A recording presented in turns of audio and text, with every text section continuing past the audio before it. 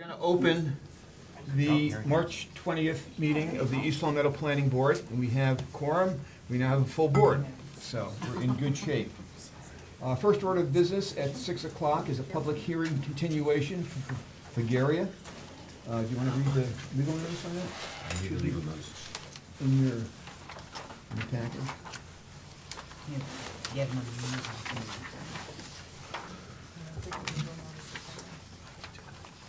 Second.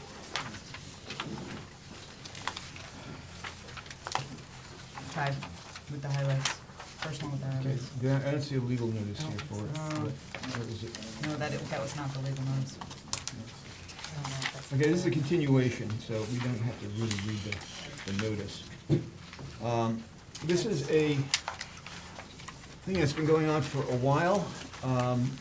We have had our legal counsel deal with the applicants, and we have a finalized special permit amendment to their special permit for a restaurant at 621 North Main Street. The main thing here is that this will now be a restaurant. It will no longer be a club. And that is spelled out in the special permit specifically. Is town council here? I thought I saw him walk in. Do you want to comment on this? Back here behind He's sitting with the applicant. Yeah. So Jim Donahue, Town Council. Hey, Steve Riley for Riley, the counsel for applicant. the petitioner.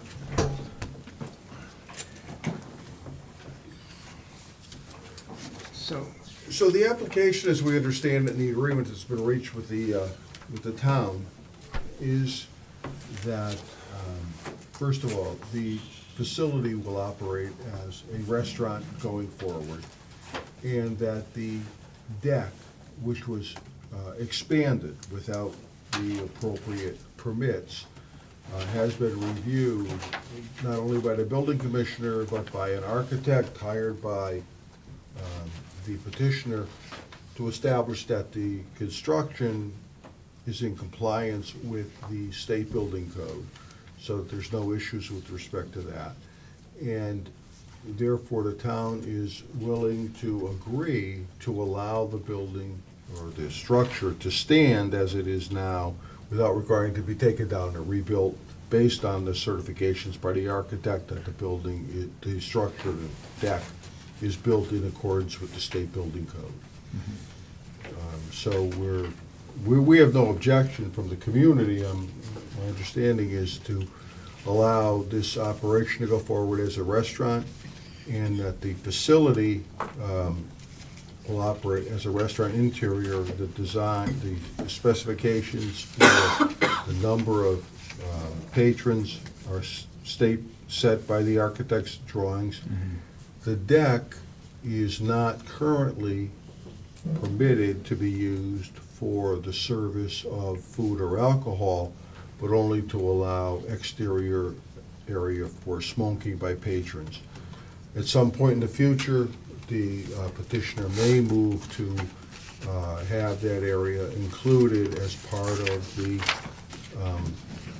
restaurant facility, but the agreement with the town council which exists is that if that happens, it doesn't increase the overall number of seats or patrons that may utilize the facility, but the exterior and the interior are one total number, not to be expanded by the use of the exterior.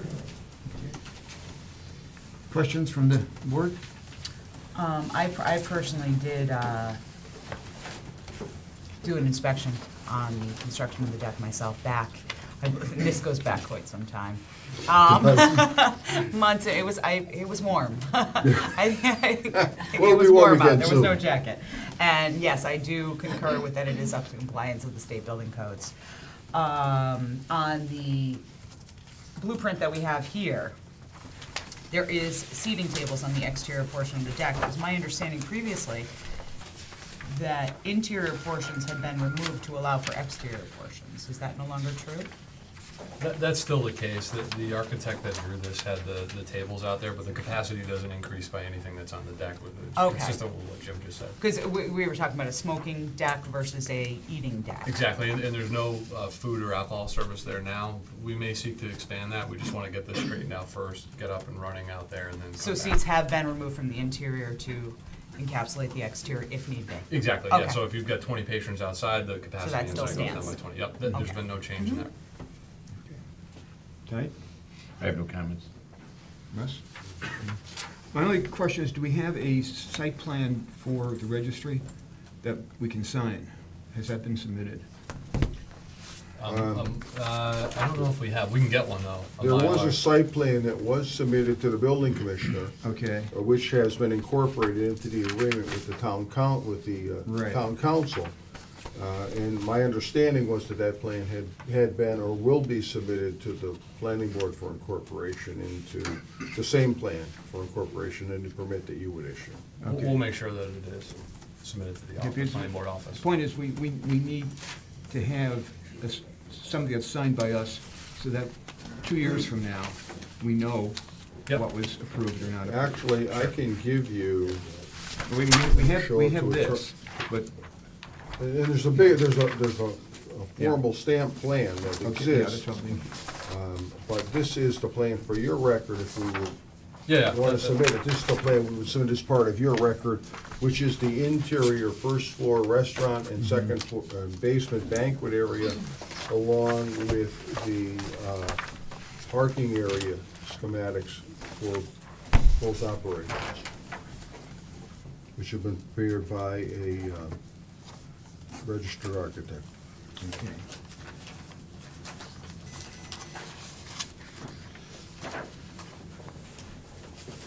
At this point, it's a public hearing. We'll open it to the public. If anyone has any comments, ask them to come forward and speak at the microphone. Please. Ralph Page, 306 Prospect Street. My first question to the board is this a brand-new special permit, or are you just amending the existing permit? It was my understanding that this would be a brand-new one based on solely a restaurant. This is a permit that is establishing the current operation there as a new restaurant facility operating on the first floor with a banquet facility as part of the restaurant operation on the basement area. And that the prior special permits that had been issued by the town over the last decade or two with respect to pre-existing non-conforming uses are disappearing and going forward in the future as a restaurant, so that any amendments to operations there will require a permit from the planning board as a restaurant operation, not as a pre-existing non-conforming use. Okay, and with that then being a new permit, I would assume then that any legal action that is still pending in the courts would be dismissed. Based Irrelevant to this issue. uh, It's irrelevant to this case, but it will be, but it's irrelevant to this matter. It's relevant to this page. because It's he's relevant named to it. me, I mean, I'm named in it, so, No, but it's not relevant to the matter before the board. well, being a new special permit, that would wipe out the old, and that would take care of it. Thank you. Thank you. Anyone else? Hearing none, take it back to the board. Do I have take this goes to Tracy, wait for the file. Do I have a motion to close the public hearing? Do So moved. I have a second? Second. Any discussion? All those in favor? Aye. Opposed? Public hearing is closed. Since this has been vetted by town council, and after a whole great deal of work and discussion, I'll ask for a motion to approve the new special permit for Fragaria. So moved. Do I have a second? Second that. Any further discussion? Do you want to reference the planner's recommended findings? Yeah. Do you want to do that one by one? Yep. It's probably important to have them. Okay, let's go through the required findings, one at a time. The findings are, upon motion duly made and seconded, which we will have, the board finds that the special permit application as presented meets and/or exceeds all the requirements imposed under section 7.2 and 7.3 of the zoning bylaw for use of the premises as a restaurant with a banquet area in the basement, and any prior non-conforming uses has been discontinued for the following reasons. The planning board finds that the specific site is an appropriate location for the addition of a deck to the existing restaurant and will not cause a nuisance or any harm to the neighborhood, and any non-conforming use has been converted to that of a restaurant in the basement banquet room. Do you have a motion for that finding? So moved. Do you have a second? Second. All those in favor? Aye. B, the planning board finds that the use will not adversely affect the neighborhood and will not interfere with the operation as it exists and will cause any harm to the neighbor, and will not cause any harm to the neighborhood. Do you have a motion? Motion to approve. Do you have a second? Second. All those in favor? Aye. Planning board finds that the extension of the outdoor deck to provide food and drink will not cause nuisances, noise, or create safety hazards, as the owner has provided his commitment to not disturbing the neighborhood. Motion to approve. Second? Discussion. Discussion. Need second, and then we'll discuss. I'll second that. Okay, discussion. So, can you just repeat that for a minute, please? Sure. The planning board finds that the extension of the outdoor deck to provide food and drink service will not, that it is not to provide food and drink services. To provide a smoking area is what it should say. Yeah. So, So I will, Change that. let's revise that finding. Planning board finds the extension of the outdoor deck to provide a smoking area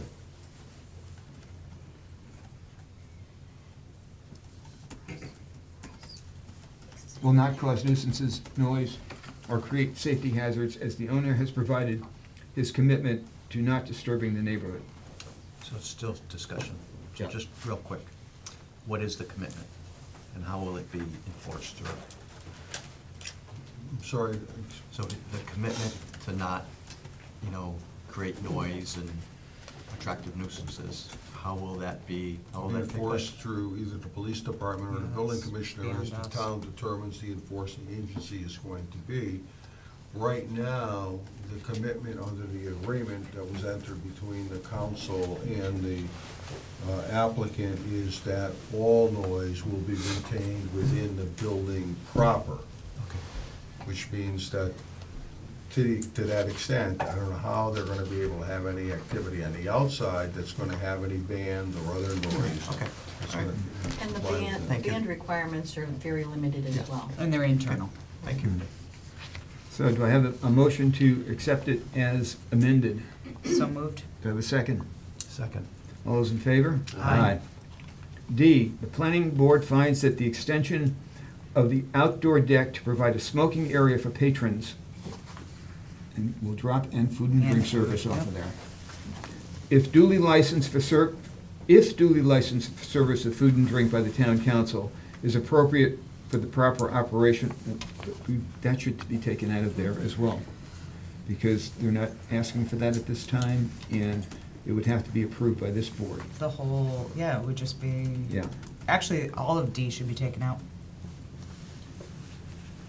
Yeah, because it has to do. The whole thing should be with deleted. food service.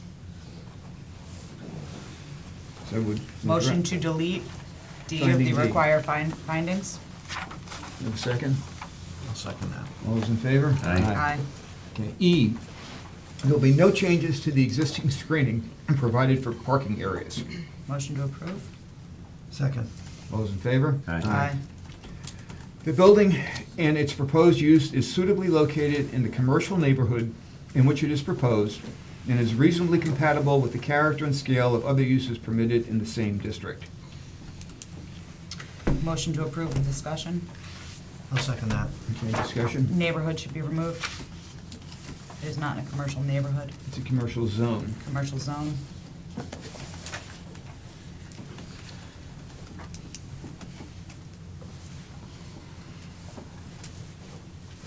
Okay. Any further discussion?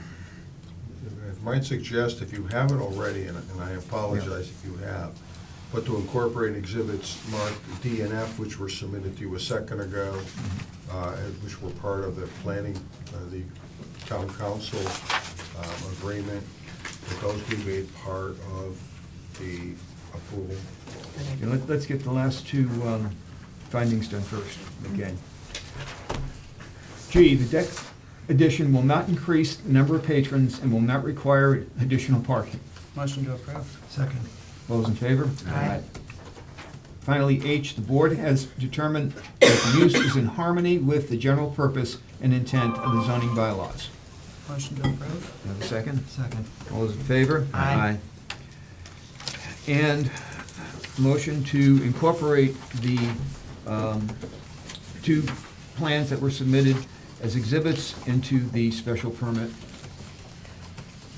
Motion to approve with understanding that Mylars will be submitted. I'll second that. Discussion?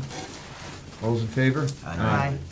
So now we have, with the findings made, we have a motion to approve the special, we need a motion to approve the special permit. We had one, and we put that aside to do the findings. You have Correct. conditions. Do we need to go through the conditions as well? You really, yeah, it's important. Let's take the conditions as one unit. Yeah, Yeah. see, Okay. that's fine, but I'll ask the clerk to read them. I was waiting for that, My voice is going. the official reader. Conditions, in an effort to ensure and protect health, safety, and the well-being of all butters, area residents, and the applicant, the approval of this special permit is contingent upon the satisfactory compliance with and completion of the following conditions. This special permit shall not take effect, and the use and/or construction authorized under it shall not legally commence until such time as the applicant has recorded in the Hampshire County Registry of Deeds indexed in the grantor index under the name of the owner of said record, or is recorded and noted on the owner's certificate of title, a copy of said special permit bearing the certificate of the town clerk that was 20 days have elapsed after the decision has been filed in the office of the town clerk and no appeal has been filed, or that if such appeal has been filed, that it has not been, has been dismissed or denied. The fee for recording or registering such shall be paid by the owner or applicant. Within 7 days of said recording, the applicant shall provide the town clerk and planning board in writing with a book and page numbers in which said special permit is recorded at the Registry of Deeds for inclusion in the record file. Number 2, special permit is non-transferable and is issued to the particular applicant. Any change in owner or applicant shall result in automatic expiration of this special permit and require the obtaining of a new special permit. Number 3, at least 30 days prior to the sale and/or transfer of the ownership of the property and/or project to current owner of the property and/or project, his heirs or successors and signs, shall notify the planning board in writing as to the identification and contact information of the prospective purchaser. Number 4, all conditions of special permit number 2001-53 and special permit 2003-14 and any subsequent amendments as non-conforming use shall remain in full effect in addition to the new conditions herein. Number 5, special permit amendment approval is issued for the addition of 10-foot extension to the existing deck for the use of serving food and drink. No, that needs to be changed. It needs to be amended for the purpose of a smoking area, for the use as a smoking area.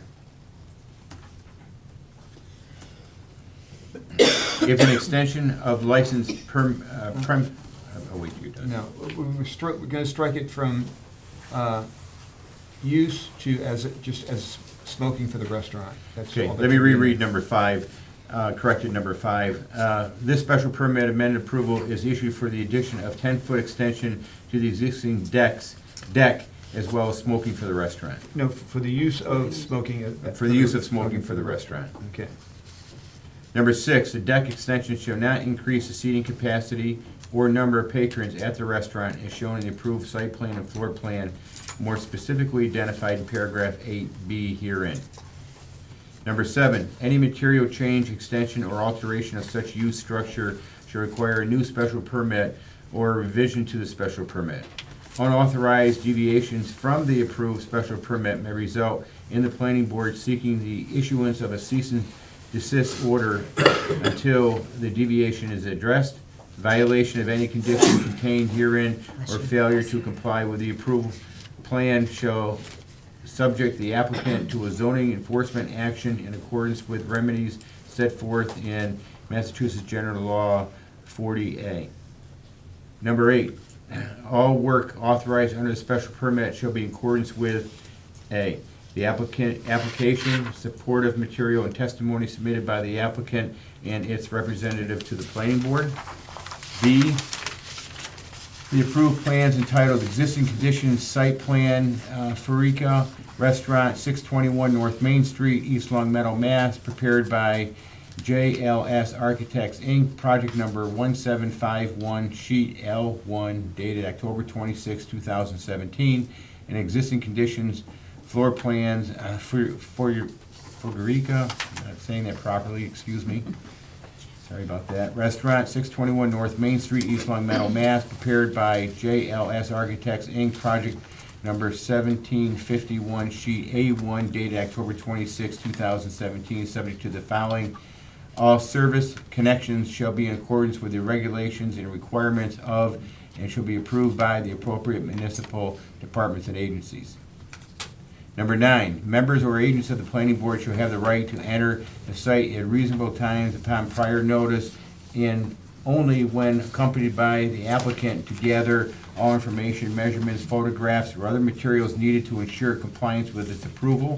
Members or agents of the planning board entering onto the site for these purposes shall comply with all safety rules, regulations, and directives of the applicant and the applicant's contractors. Number 10, planning board retains its jurisdiction and the right to, on its own motion, modify, amend, rescind, or revoke its approval of the special permit amendment after holding a public hearing in accordance with Chapter 40A, Section 9, when there is material noncompliance with the terms of the special permit. Number 11, no outdoor storage of materials other than that shown in the approved site plan is permitted. Number 12, all exterior artificial lighting shall be so arranged so that all direct rays from such lighting shall fall entirely within the site and shall face in towards the site.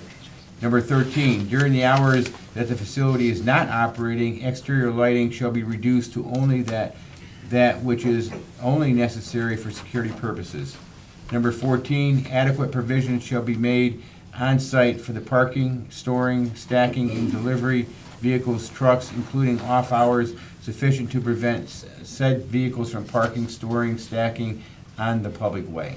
Number 15, parking and access to the facility shall be in accordance with the applicable law, state, and federal handicap access regulations. Number 16, snow removal should be required sufficient to keep all parking spaces available year-round. Number 17. Hold on, Mr. Chair, I'm gonna wanna discuss Yeah. that one. Well, let's discuss it right now, it's in front of us. I just don't think it's appropriate for the town to tell the private property owner whether he needs to plow his lot or not. Well, It just seems beyond well, the role of the planning board of the town. It's private property, he either plows it or he doesn't. The point is that the parking spaces are necessary to service the number of seats in the restaurant.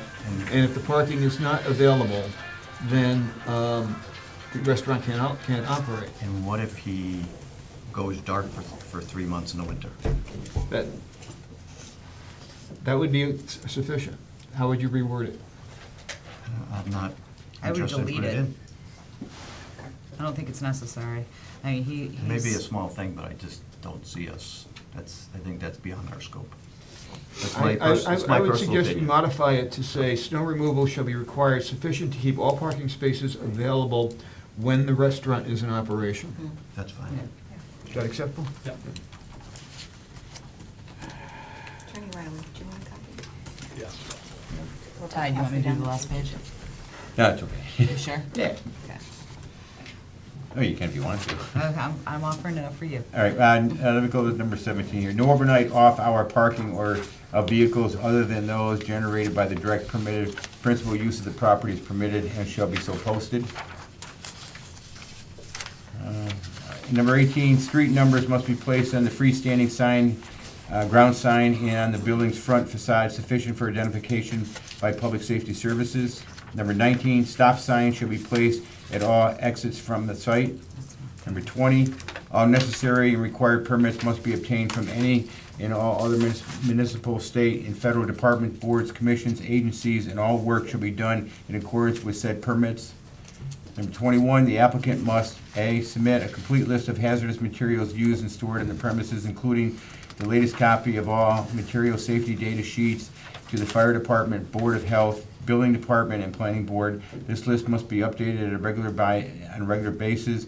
When there is a change in the use for the property, when there is a change in the ownership of the property, when additional materials are used which are not on the prior list, and when material safety data sheets have been updated and revised. B, file of hazardous materials management and emergency response plan with the fire department, police department, board of health, building department, and planning board. This plan shall apply to materials both during and transporting the storage, use, disposal on site, conform to all state and federal regulatory requirements, include provisions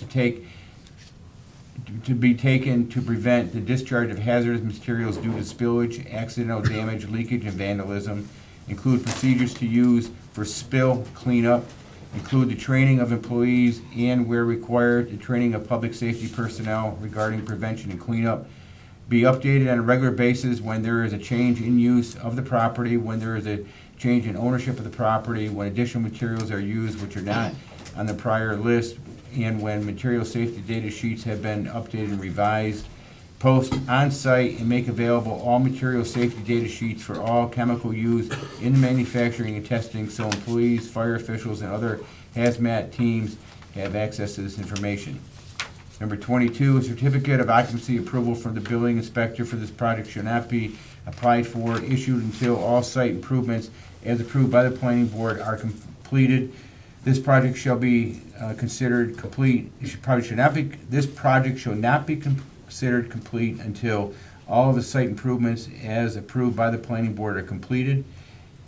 B, an as-built plan has been approved by the planning board. Such plan shall be certified and stamped by the professional land surveyor of record, and the submission to the planning board shall include one full-size, 2 legal size, and an Adobe PDF file, electronic format version, and a CAD file format version in the format approved by the Department of Public Works Superintendent of all set of as-built.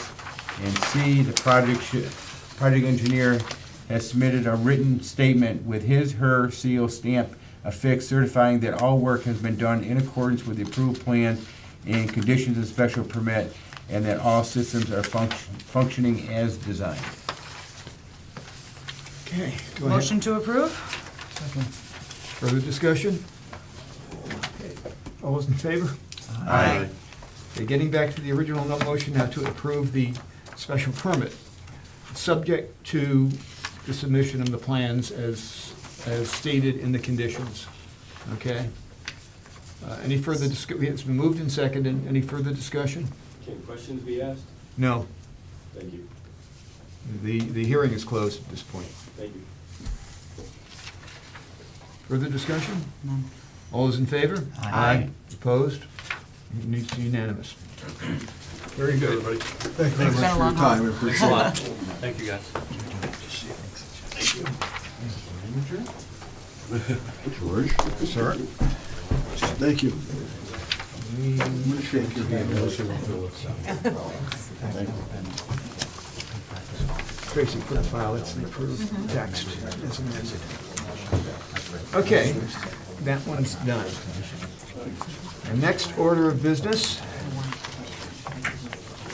is a public hearing on a proposed change to the zoning bylaw requested by John Grimaldi, a resident at 102 Lee Street.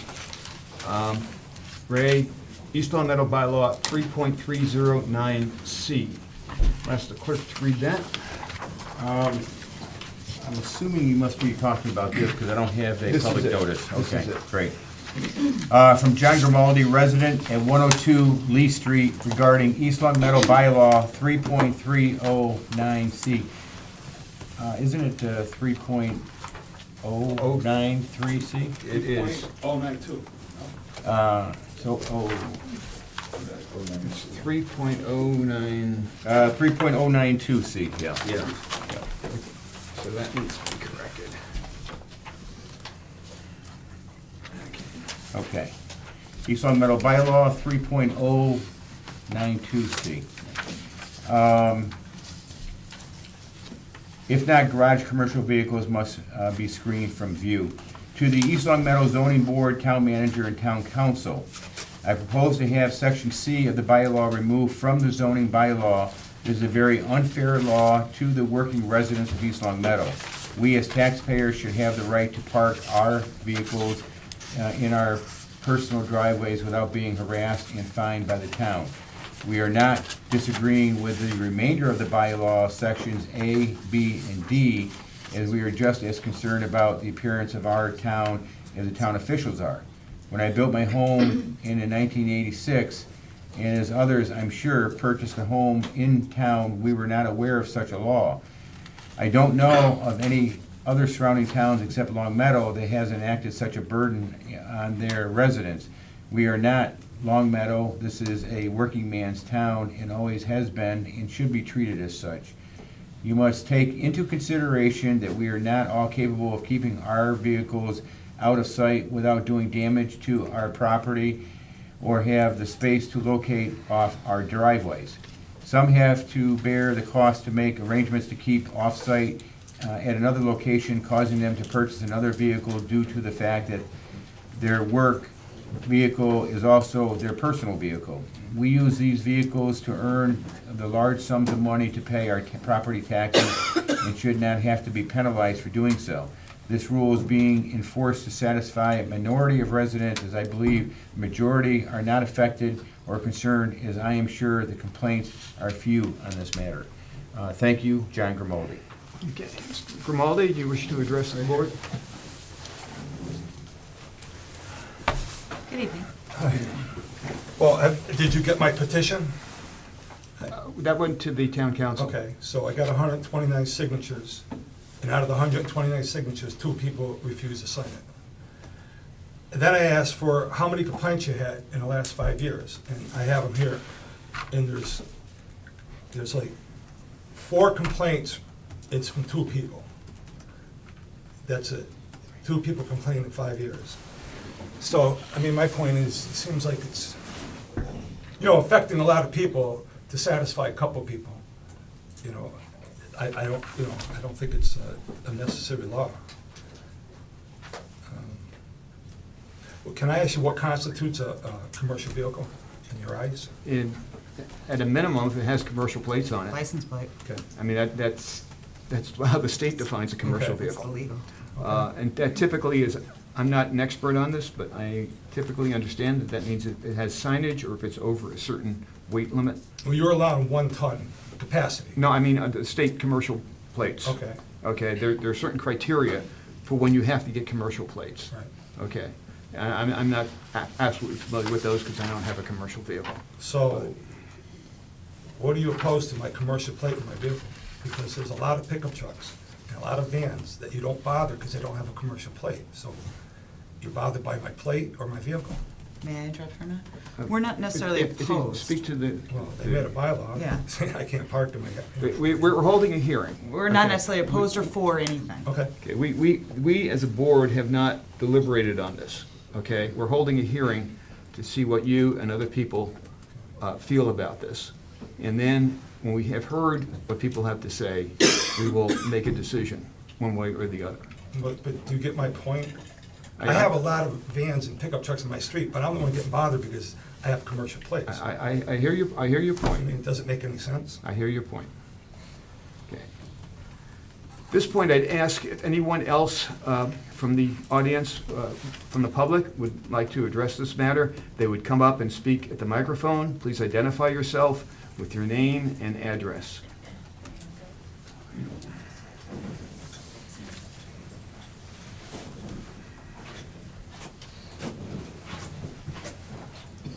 you doing? My name's Michael Downey. I live at 54 Baymore Drive here in town, a lifelong resident. I work for Columbia Gas. My father worked at Springfield Gas Light Company. He took a vehicle home his whole time. He's a 30-year employee. I'm a 36-year employee of the gas company. I've had utility trucks, vans, and now I have a pickup truck that I park in my house. I didn't know what was transpiring. If this man, it came to me, I would have signed his petition. I had a cop show up at my house at 9:30 at night, knocking at my door, and I have 2 young kids. And I was kind of scared because something happened to him. He's telling me I have a commercial vehicle, and he says I couldn't park out in the street, which I didn't know I could or couldn't. And it was never a problem. Then I'm told I can't even have a commercial truck because it has a commercial plate on it. That's kind of like a crazy law to me. Like he says, I'm just trying to make a living. I should be able to do that. And I'd like to clarify, it does not say that you cannot have a commercial vehicle on your property. It says that if you have a commercial vehicle, you need to either garage it or put it behind the fence or some kind of a barrier so it can't be seen from the street. Okay, so this, what I understand is we're trying to change, I should be able to park that in my driveway. That's what the petitioner is asking for. Yes, Here's and I the agree thing. with him. I'm sorry, I Excuse me. can't fit, I'm sorry. No, Go ahead. I'm hearing from the public, Okay. okay? I agree with Mr. Grimaldi. Why, I should be able to, I'm paying taxes. I'm a lifelong resident here. That should be my right. It's not an ugly looking vehicle. It's not an eyesight. All it is a pickup truck that says Columbia Gas on it. And they're small letters. It's no different than any other pickup truck. And I just feel that I should be able to park that on my own property. It's not an eyesore. It's not like it's rotted out. Doors, you know, they can maintain their vehicles. That's just to say I have on it. Thank you. Appreciate your comments. Anyone else care to speak to this issue? Marilyn? Okay. How you guys doing? Rob Fitzpatrick, 62 Cooley Ave. I work for American Pest Solutions. I never knew that we had this law. I have a small, it's a Nissan Envy, it's a very small van. It has lettering on it. I never knew we had this law. I definitely agree with Mr. Grimaldi, and we should definitely modify this bylaw, if anything. Thank you. Can I say something? Marilyn? Let's hear from the public, okay, and then, I just wanted to say, you guys here, come up and just say you oppose. excuse me, sir, I'm running the hearing. Thank you. Go ahead. Good evening, folks. Marilyn Richards, 342 Pinehurst. The particular bylaw that Mr. Grimaldi is addressing, I don't know how far back it goes.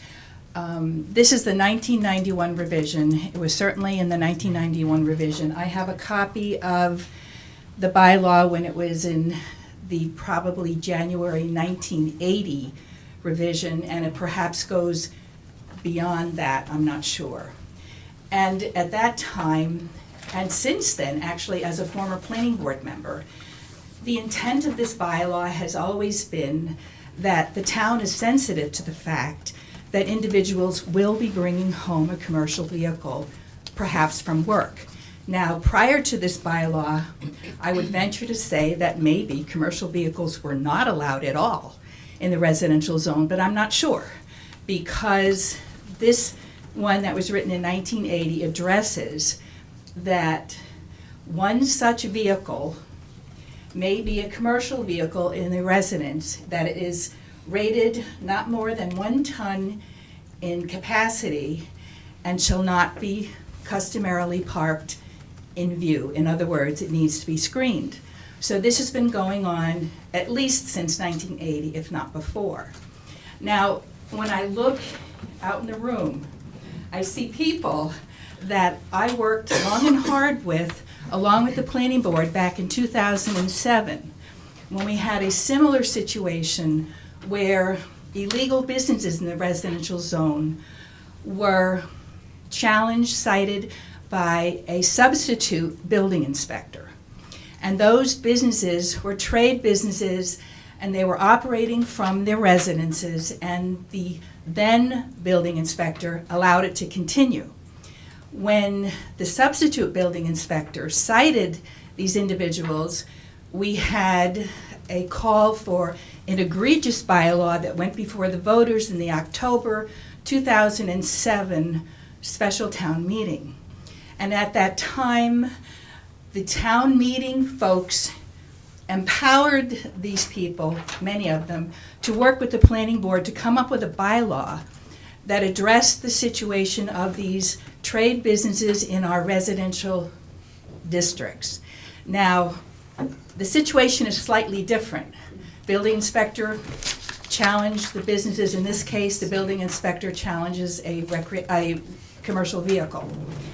The bylaw that was created back from that process in 2007 into 2008 states the following: all vehicles must be garaged and/or screened to the rear of the principal building. No on-street parking as it relates to home-based trade shall be allowed. The parking of employee vehicles is limited to the number of trade vehicles exclusive of trailers approved for the site. When trade vehicles are in use, the trade vehicle footprint may be occupied with the employee vehicles.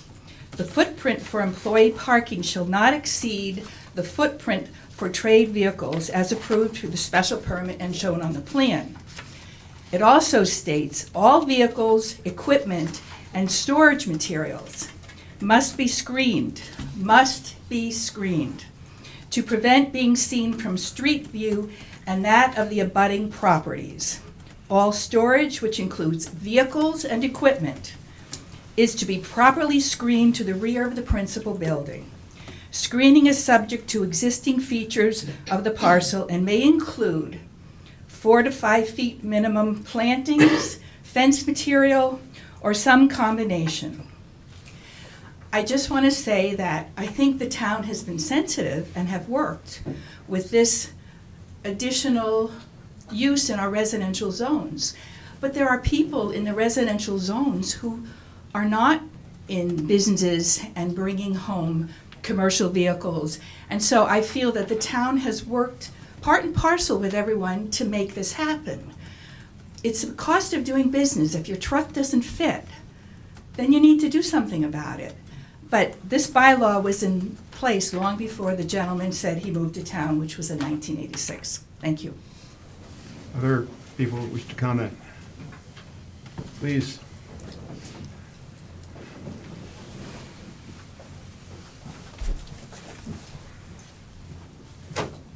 Thomas Wilson, 237 North Main Street. Along with Marilyn, a group of us, myself, worked very diligently on that. It was our understanding that it is a work in progress that can be amended at any point. What she's talking about screening belongs to home-based business. These issues that were brought, like these gentlemen that work for the gas company, that's not a home use business, that's his profession. He needs to bring that vehicle home. I think it's at this point, we need to look at this and make an amendment to the bylaw that fits. This wasn't a perfect document when it was drafted, and it'll always be a work in progress by the people that want to reside in this town. Thank you. Anyone else?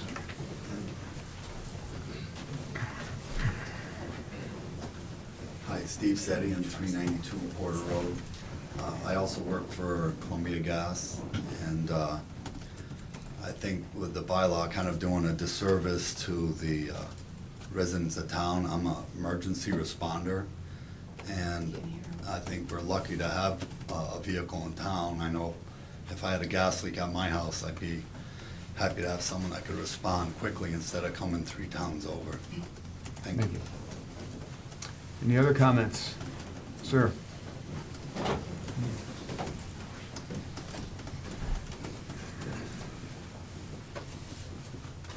Good evening. My name's David Condon. I live at 63 Fernwood Drive. I just wanted to locally lend my support to Mr. Grimaldi's amendment. I own a business that employs tradespeople, and those tradespeople do have to bring their vehicles home at night for emergency service.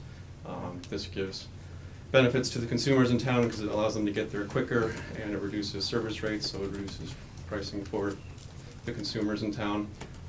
In addition, while I don't require my employees to bring their vehicle home if they don't want to, occasionally they have their personal vehicles that break down, and I do give them the option that they can bring a vehicle home, and it allows them to ensure that they can still go to their job and not affect their standard of living because of a vehicle breaking down. And this amendment puts an issue with that. So I do support Mr. Grimaldi's amendment to remove that requirement. Thank you. Anyone else? Mr. Mayberry?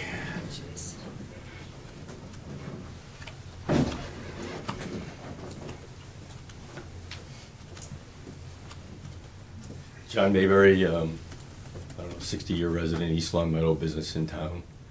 I think I just want to put a couple things out because I know you have to understand and make a decision based on perhaps what's going on in town.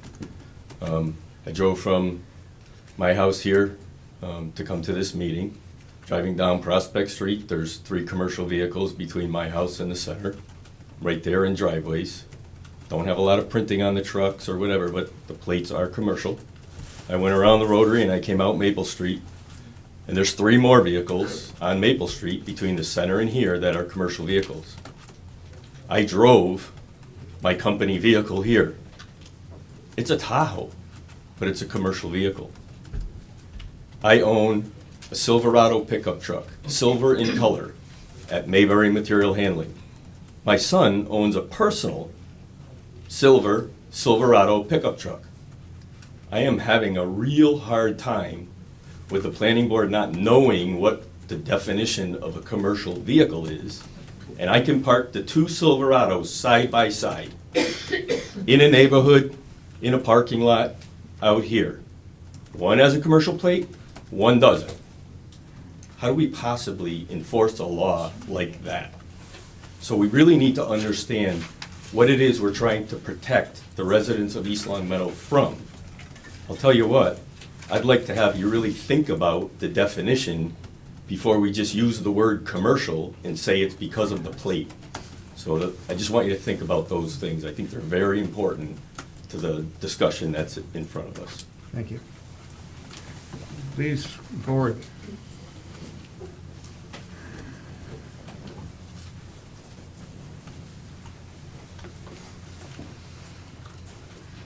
Good evening. My name is Gary Landers, live at 28 Hamden Road, East Long Meadow. This town is made up of white-collar workers and blue-collar workers, people out there making a living. Is this some kind of threat to property values, that there's going to be a commercial vehicle in a driveway? What a crisis. What a crisis this is. You've got to be kidding me. I was a computer engineer for 30 years. 30 years, computer engineer, working on medical systems. I had a commercial vehicle. Sometimes I had a company emblem on the side. You don't want me as a neighbor? You don't want my vehicle shown? What is the difference here? What are we trying to do? This is a town made up of working people, and we're saying that this is a crisis to have a commercial vehicle in the property next to you. You really got to think hard of what you're trying to do here. It's not Long Meadow. I don't want to be Long Meadow. I want to live in Long Meadow, live in Long Meadow. This town was built on working people. Don't lose focus of what this town is. It's not Long Meadow. Thank you. Anyone else wish to speak? Please. Mike Kane, 6 Old Pasture Drive. I come here tonight as a resident, not the opinion of the town council. And I've had, because I am a member of the council, I've had numerous phone calls about this particular bylaw. And the bylaw has been in place, as we all know, since the 1980s. The residents and myself feel that at least there's latitude here, that these vehicles that do come home can be put in garages, can be screened. Nobody's saying no to those vehicles. And I've heard the conversation on what constitutes a commercial vehicle. It's very simple. If it has a commercial tag on it, it's a commercial vehicle. It's not identified by the size of the vehicle. So if you work for Frito-Lay or you work for a drywall company, you know, those vehicles require, through a different classification, a commercial plate. The other piece I'm hearing from the residents are that when this bylaw was being enforced, that a lot of the residents spent a lot of money with landscaping, fencing, adding a garage to, you know, keep those vehicles out of the sight of the neighbors. So is it a crisis? It's not a crisis. I can see their side of it, that some of the neighborhoods neighbors don't want to look at commercial vehicles. You know, they feel that they don't belong in a driveway, you know, and there are different classifications. Some of them aren't lettered, some of them are smaller than others, but the clarification is a commercial license plate, and that's the way the bylaw was written. I can add to that, this bylaw's been in place for an awful long time, and because it wasn't being enforced, there was no friction in the town. The new building inspector, because zoning violation has been one of the top complaints in the town since I've been in office, that enforcement is a huge part of his job right now. So because he's been enforcing that bylaw, that's what's caused this action tonight. To trickle down off of that, because the building inspector's been enforcing the bylaw, a lot of these vehicles are moved out into the street because there was nothing in that bylaw that protected the town from the vehicles being in the street, which was causing implications through the police department. So there were many meetings with different department heads, including the police department, to, I don't want to say modify the bylaw, because traffic rules and orders is not part of the bylaw. But there was paperwork that I believe you all have that shows what the change was, so that people couldn't get around this loophole and you know, just not start parking these vehicles in the street. So I think I already mentioned that, you know, a lot of the residents spent a lot of money to comply with that. And I know a lot of people work in this town and have commercial vehicles, but there is an option. Is there any, rather than addressing you, I'm going to address the board. A lot of these people put those vehicles in their garage. If their garage isn't big enough, then make the door, you know, maybe you need to make the door bigger or get a smaller truck. But you got to be respectful of your neighbors. And lastly, I just wanted to mention that, I'm losing my train of thought here, I have so much ammunition. Very important. I went to the building inspector because I really wanted to know, you know, just how hot of a topic this is. And just during the duration he's been here, which is under a year, he has over 300 complaints on this action. And that's, you know, that's partially why I'm here. I brought the documentation, and right on the top line here is the top 3 zoning complaints for 2017 were commercial vehicles parked on residentially zoned properties. So, thank you. If you need any clarification with any of the paperwork or anything, I'd be happy to supply that, and thank you. Thank you. Anyone else wish to speak? Hearing none, I'll take it back to the board. Excuse me? I just want to say something real quick. Please. Marco Basile, 20 Somerset Street, East Long Meadow. I just want to know, how many different bylaws are there in East Long Meadow or laws? You got This is 12 hours? This is the zoning bylaw, okay, and the subdivision regulations. So- Plus, there's the general bylaws in addition to that, and then the parking rules and regulations, the traffic rules and regulations, which govern the streets. Okay, so, I mean, I'm a resident of East Long Meadow. I don't own my own property in East Long Meadow. I still own my parents. But, I mean, when going to buy a house, do you read through all these bylaws? When you're starting a business, you're supposed to know what laws govern the business that you're in. I'm not saying starting a business. So, like, some people here work at Columbia Gas or whatnot.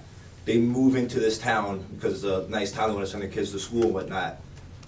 Do you expect them to read through all these bylaws when they come across and get a job at Columbia Gas? Columbia You know what I Gas mean? is a big enough company that they've got lawyers that ought to know this stuff. So they're not gonna send their employee home with a company car because they live in East Long Meadow, because that's their bylaw? I mean, I feel like if somebody's been working for the company for 36 years and it's a prep to get a company vehicle, they're not gonna be like, oh, you don't deserve that because you live in East Long Meadow. Remember, we're not, I hear a lot of people talking about banning commercial vehicles. This bylaw does not ban commercial vehicles. This bylaw simply says, if you bring your truck home from Columbia Gas, put it in your garage or put it behind a fence. So It if I doesn't was, say you can't do that. okay, so if I was to modify my garage, make it bigger, right, so that my truck fits, my property taxes go up? Right? You have a bigger garage, it's a bigger Okay. amenity for you. So then I can't afford my property tax, why did I buy a house in East Long Meadow? Oh, come on. Thank you. Doing business. Mr. Wilson, and then Mr. Kane.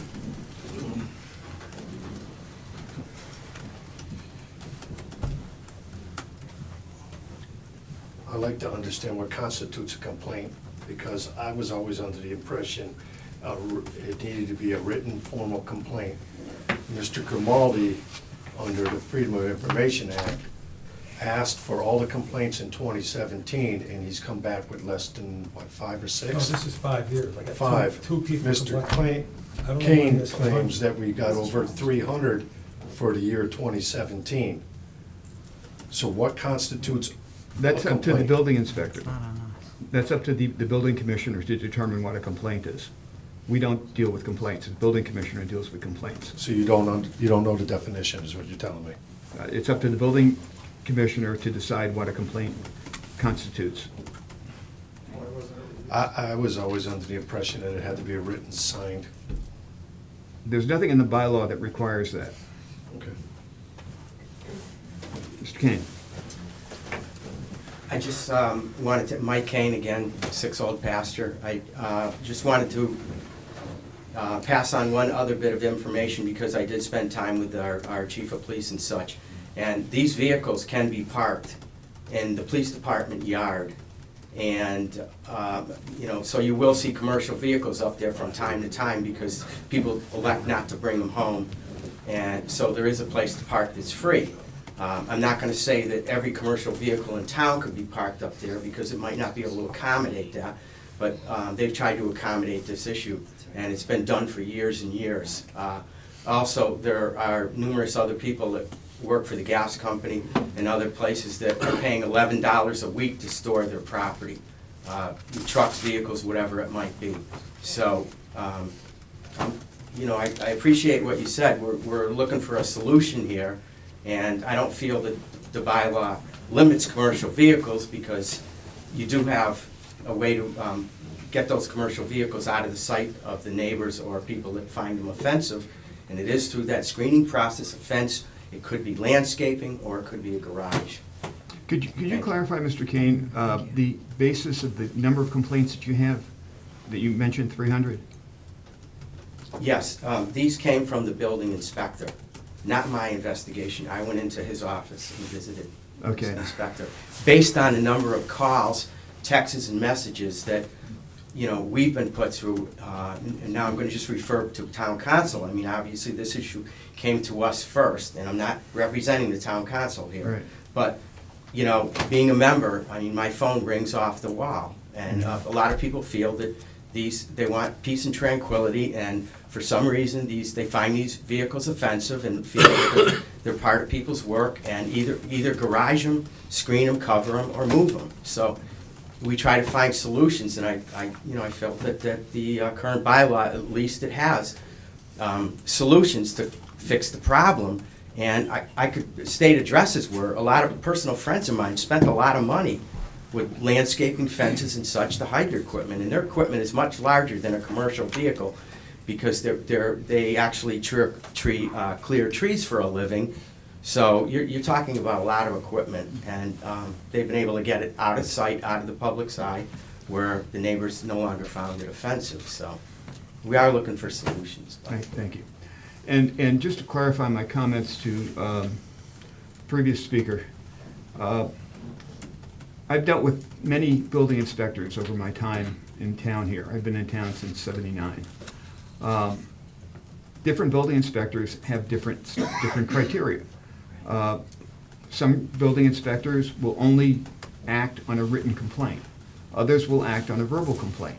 And it all depends on the building inspector as to what he wants to do. I'm not going to comment on why certain building inspectors would require a written thing, but we've gone through different building inspectors with different philosophies. And what they consider a complaint is up to them, what they want to respond to. That's their purview. They have wide latitude in whether they actually respond or not, quite frankly. And that, that's a very true statement. I mean, things have changed over the years, and the whole philosophy, even with the police department today, those calls usually needed to be documented with a name and address, and they no longer are. I think we're all aware of retaliation these days, and that's why different building inspectors are taking a much more different approach to this and trying to protect the residents that are making complaints if they feel that the complaint is valid. So their job would be to go out there, look at the site, read the bylaw, and see if there's a violation. It really isn't being enforced by somebody physically stating their name and address. So that's the direction this building inspector has taken. Thank you. You're welcome. Any other comments? Mr. Page? Ralph Page, 306 Prospect Street. My only comment is in regards to definition of commercial vehicle. When I was on the board, I've done some research on it, and the problem that we have is a lot of towns have one definition, the state has a different definition, and DOT has a different definition. As far as Massachusetts, if you have a commercial vehicle, you're supposed to have the vehicle lettered. But you go right over the line into Enfield, you can have a commercial vehicle that doesn't require any lettering. So if someone works in Connecticut as a salesman, they bring a car home, it's a commercial vehicle, but driving down the road, you'd look and say, that's just a normal car parked in the driveway. Currently, under our bylaw, that would be illegal. I understand both sides of it. I understand the van parked with the lettering on it that maybe the lady next door doesn't like. I understand a commercial plate on it. But I think we really have to nail down a definition of a commercial vehicle. I was able to talk to our zoning enforcement officer, and he basically pulled up a definition of which something like a school bus will now be allowed, or has been allowed, to be parked in a driveway, because that's not considered a commercial vehicle. Trailers with lettering on it, they're not commercial vehicles. They're actually classified as a trailer. So, I mean, you may have a 20-foot trailer parked in your driveway, and signage all over it that's an allowed use, because our bylaw specifically says a trailer that's used for recreational purposes must be parked in the side yard. But a utility trailer can be parked in your driveway.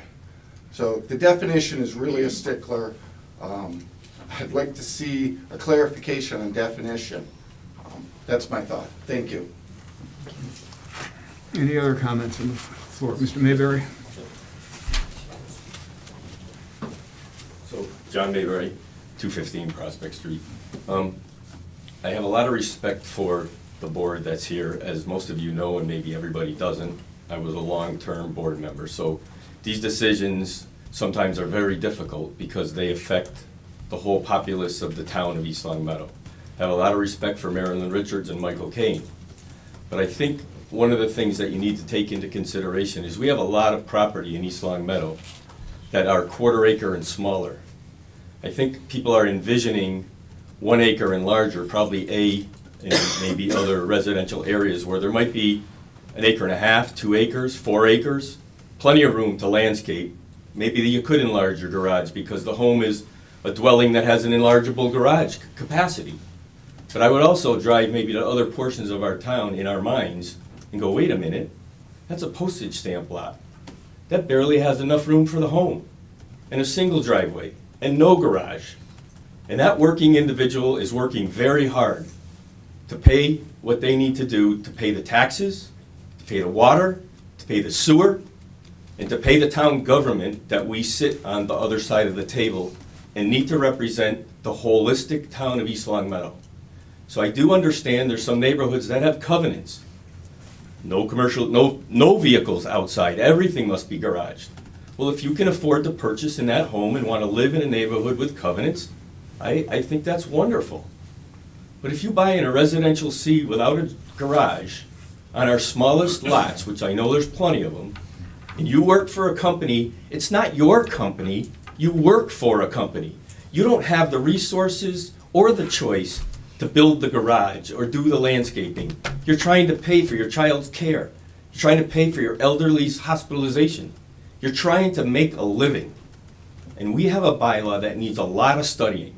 It needs a lot of attention by this board, our town council, our town manager, our building inspector, and our chief of police. Everybody's got to get in this game and understand the holistic town. I do believe the town council is our town meeting forum that we now have. And so the town council has to make a decision based on the holistic town, like it's a town meeting. And you have to advise the town council so that they can make the proper decision.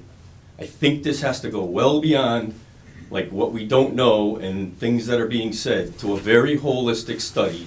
And I think, as Tom Wilson said earlier, back when that bylaw was modified, there were lots of things going on. And there was a discussion about this bylaw will be put in now, and we'll see what the future brings, and bylaws can always be modified. And that was said by the planning board during those discussions. Yes, it was. So I would like to just end with, this is a holistic town issue, broader than residential neighborhoods where you can afford to build a bigger garage and do screening in your yard. Thank you. Mrs. Richards. Marilyn Richards, 342 Pinehurst. I'm sure you knew you'd hear from me again. Having been involved in that process that Mr. Mayberry just referenced, it was truly blood, sweat, and tears, and a lot of posturing about how to create a balance in our residential zone between the businesses, their commercial vehicles, their right to do business, and the fact that there are people that live across the street, around the corner, that also deserve some respect in terms of what their neighborhood is like. Mr. Mayberry brought up a good point about the zones in our districts that are much smaller. Sure, the acre lots, you can easily screen a vehicle, but I'm looking at the zones C, where they're 10,000 square foot lots, and you have house after house after house on a small parcel of land. And I can envision commercial vehicles potentially in every driveway. Now, that may be an acceptance. It's not, no one's saying that people shouldn't have the right to be employed, to pay their taxes, to work. But we need a balance here. The word is balance. And we're not saying you can't have the vehicles. The town, the bylaw that's been in place for a long time is just saying that they need to be screened, and there are ways to screen them. It's the price of doing business. It is what it is, and a lot of people honor that, and I thank you very much. I'll take one last comment, and then I'm going to take it back to the board. I think we've heard most of the testimony, that most of the points of view already, so please add something new to this. I will. Your name again? Just Gary Landers, 28 Hamden Road, East Long Meadow. One thing is, with the complaints that we say we have here, 300 complaints, if they're not checked and they're not written, let's say I'm a plumber, and I don't like Johnny the plumber. Just get on the phone and put complaints in against Johnny's property. You can't have complaints filed that have no written background and haven't been checked, and then call them valid. Court of law, you face your accuser. I'm not saying you face the person who puts in the complaint, but at least they're recorded. That's the first thing. Second thing is, you know, we did, I was part of that. I was proud to be part of the work that was done on the home-based trade. But I do remember it the way that it was stated earlier, that we were going to work on that later on. The other thing is that, where are we headed with this? What's next, right? Is it going to be one of those things where, you know, you have too much crabgrass on your lawn, or your house isn't painted? You need to. This is not really relevant. Nobody goes down that road, though. This is not relevant to what we're talking about here. It is, if you think about it, because you're saying that it's offensive to have a commercial vehicle in the property next to you. What's next? Well, it's offensive because you don't have your house painted. Excuse me, but we're talking about a bylaw that's in effect, that has been in effect for at least 48 years. Okay. Okay? So we're not talking about putting new things in here. We're talking about something that's been in effect since at least 1980, and probably longer. But was not enforced. Is that true? It's been enforced. Was not enforced, so therefore. Irregularly over the years. Was not enforced, is the way I saw it. And now, I see this as another attack. I'm not a home-based tradesman. Okay, I'm but not I see it as gonna another argue attack. with you, but I appreciate your comment. Thank you. I'm gonna take it, this point back to the board. Motion to Ted? close. Well, no, we're not gonna close it yet. I've got a list of notes here I need to think about and digest. There's an awful lot of stuff here. I don't like the idea of commercial vehicles out in the public. I like the bylaw as it stands, but I am hearing, some of the other issues about people that are working for other people that are maybe on call and have to bring a vehicle home. It may not have a large enough lot. I don't like to make exceptions, but I want to digest what I've heard here tonight before I make any more statements. I would agree with that. I think the bylaw that we have is in place right now, and I also want to go on the record and say, we did not write this bylaw. This is way before us. This is coming at us, and we're going to digest it and make a decision, and hopefully an informed decision with your help, and we appreciate it. But I think that the bylaw is too broad, too restrictive. Definition of commercial vehicle, I don't know how other than you can do that without a plate, but I did hear some valid things get brought up with trailers that do not have commercial vehicle plates that could be twice the size of an actual labeled commercial vehicle. On-street parking, and I realize why some of these individuals have felt that they've been forced to go to the on-street parking rather than their driveways. On-street parking, I don't think is a good idea, but to bring it back to the driveway, maybe limit the size of the vehicle, definitely limit the numbers of vehicles. I understand that some people own a property that they don't even meet the setbacks to be able to put up screenage, fencing, garages. It might not even be a possibility for their lot. It might not be conducive. They might not get a permit for that fence. So I think that we need to loosen up the bylaw a bit. I have a lot of other thoughts on this, but that's just what I'm gonna start with. Russell? I pretty much agree with what Deb just said. Lou, any comments? I'm with Ty, I'm with these guys too, but with Ty, there's just so many things that we have to look into before we can even make a decision. There's just, because we have to be in the interest of all the residents, not just the ones that don't have commercial vehicles, but the ones that do as well. So there's gotta be a happy medium somewhere. We've gotta come to a common ground. And this is restrictive to them, but it also keeps another section of residents happy. So I have to look at the complaints. We have to go through all the complaints and see who's complaining. I guess I just want to finish my comments by saying I'm against changing this, but we've had a lot of comments here tonight, and I'd like to digest what I've heard here tonight before I go further with that. I have heard a lot of interesting comments tonight. I'd like to make a couple points. One is, under our zoning bylaw, residential zones are for residential use. There are exceptions. We have pre-existing non-conforming businesses in residential areas, a few of them in town, maybe 4 or 5 that I'm really aware of. We have a home-based trades bylaw, which people had the opportunity to take advantage of to establish a home-based trade business, which some people did. We also, theoretically, any business in town is supposed to have a business certificate. And to get a business certificate, they need to come before, they need to come before the board, no matter what zone they're in. And typically, if someone wants to establish a home office to run, say, a landscaping business where the trucks are held elsewhere, we give them a waiver of site plan, with the specification that no commercial vehicles will be on the site. That's part of the waiver, and that's a condition. I know for a fact, because there are some that are right around where I live, a number of businesses that do not have business certificates, do not have waivers, and are operating businesses out of their houses in a residential zone. That's using a residential zone as a commercial, for a commercial use. And that is not allowed under our zoning bylaw. It has nothing to do with commercial vehicles. It has to do with whether what you're doing is legal or not. And these two parts of the bylaw are tied up together.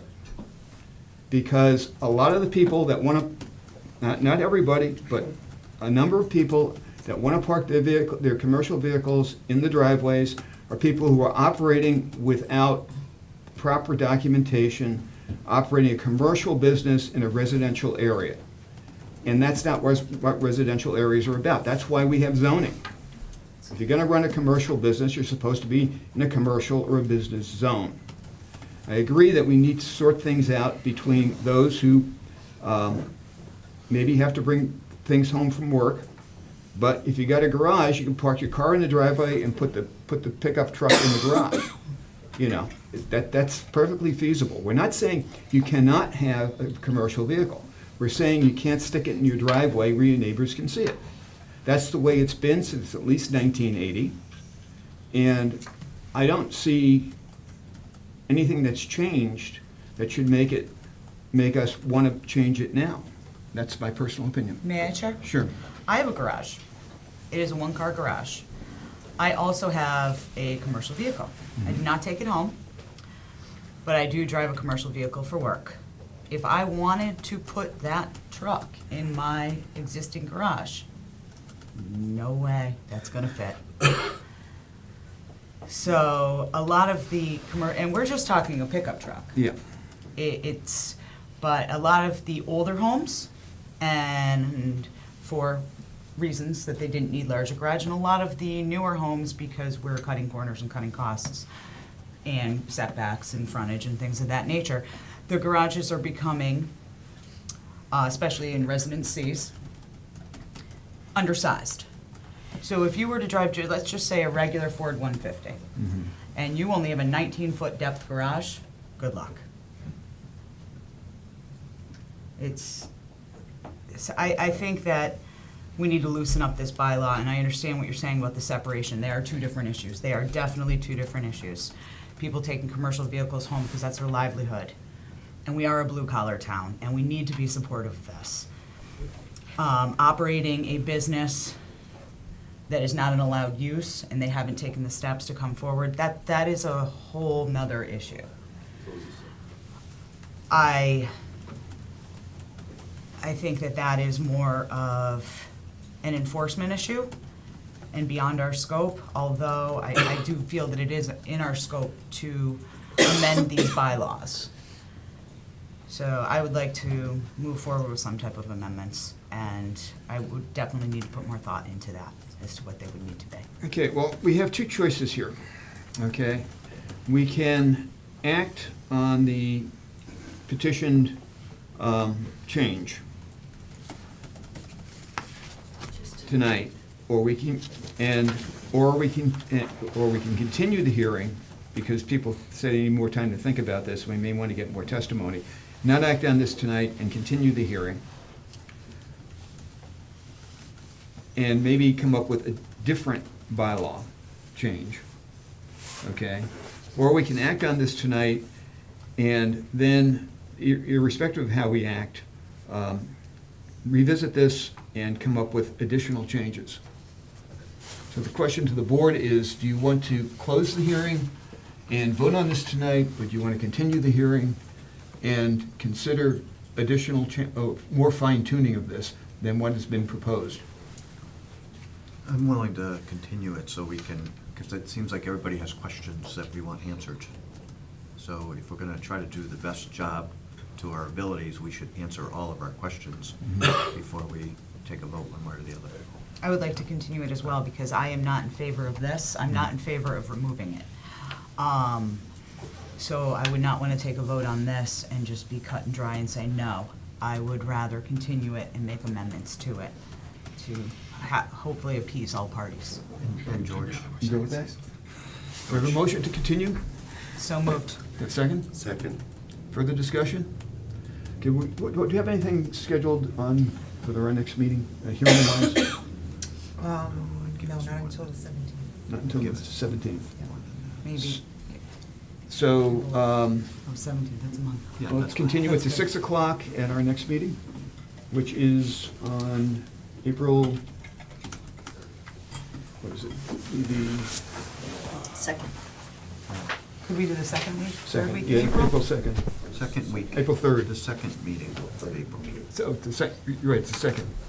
No, I want the second meeting in April. Oh, you want to go to the second meeting? Yeah, there's no urgency. Well, that'll be the 17th. That's The when 17th? Hidden Ponds is. You got anything scheduled then? Yeah. What time? 6 probably? 6:30, I think. Okay, let's continue it to 6 o'clock on the 17th of April. Okay. All those in favor?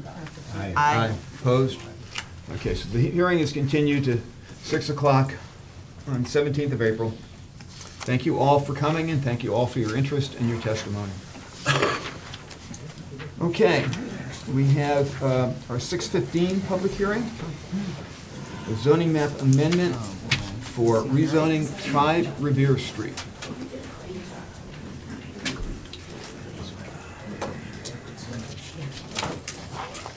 Do you have a legal notice on this one? That's the only thing that was given to me. We did read that in last time. We did read it? Yep. Okay, then Yeah, and it we're is continuing. continuation. Continuation, Yep. fine. Yes.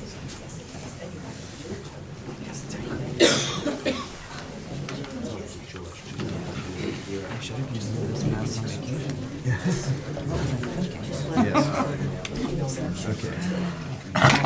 Excuse me. Yeah. Good evening. Mr. Hines? Yes. Please identify yourself for the tape. My name is Chuck Hines. I live at 5 Revere Street in East Long Meadow. Okay, what the proposed, what we are dealing with here is a request to rezone 5 Revere Street to, from Residence A to Residence, to business.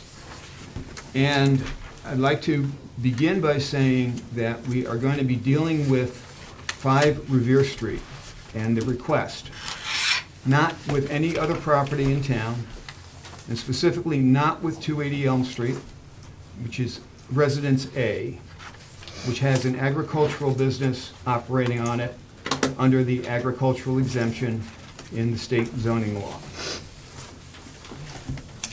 Having said that, I'll also say that on an application like this, it's up to the board to determine whether or not this requested change is for the benefit of the town as a whole, as opposed to the benefit of one individual. And so I would ask you, Mr. Hines, in addressing us, to confine yourself to those concerns. Okay, there's some issues there where you say it's not addressing the 280 Elm Street address. We're only talking about 5 Revere Street here. But the issues with the 280 Elm Street address is what's caused the issue with my property. And I would like to go forward with this board and read my statements, and I would like to be able to connect to your video system and put up what I have for evidence of why we have an issue. We've brought up several times, and you brought them up yourself, Mr. Kingston, that we're looking at issues of commercial zoning, we're looking at issues of people having peace and quiet. Our property's been in our home since 1955. And as long as we're going down the legal road with 280 Elm Street, when I first, and I want the people here to understand that, when I first brought up the issues with the town and what was going on there, we hired a lawyer, we tried to deal with the town ignored us.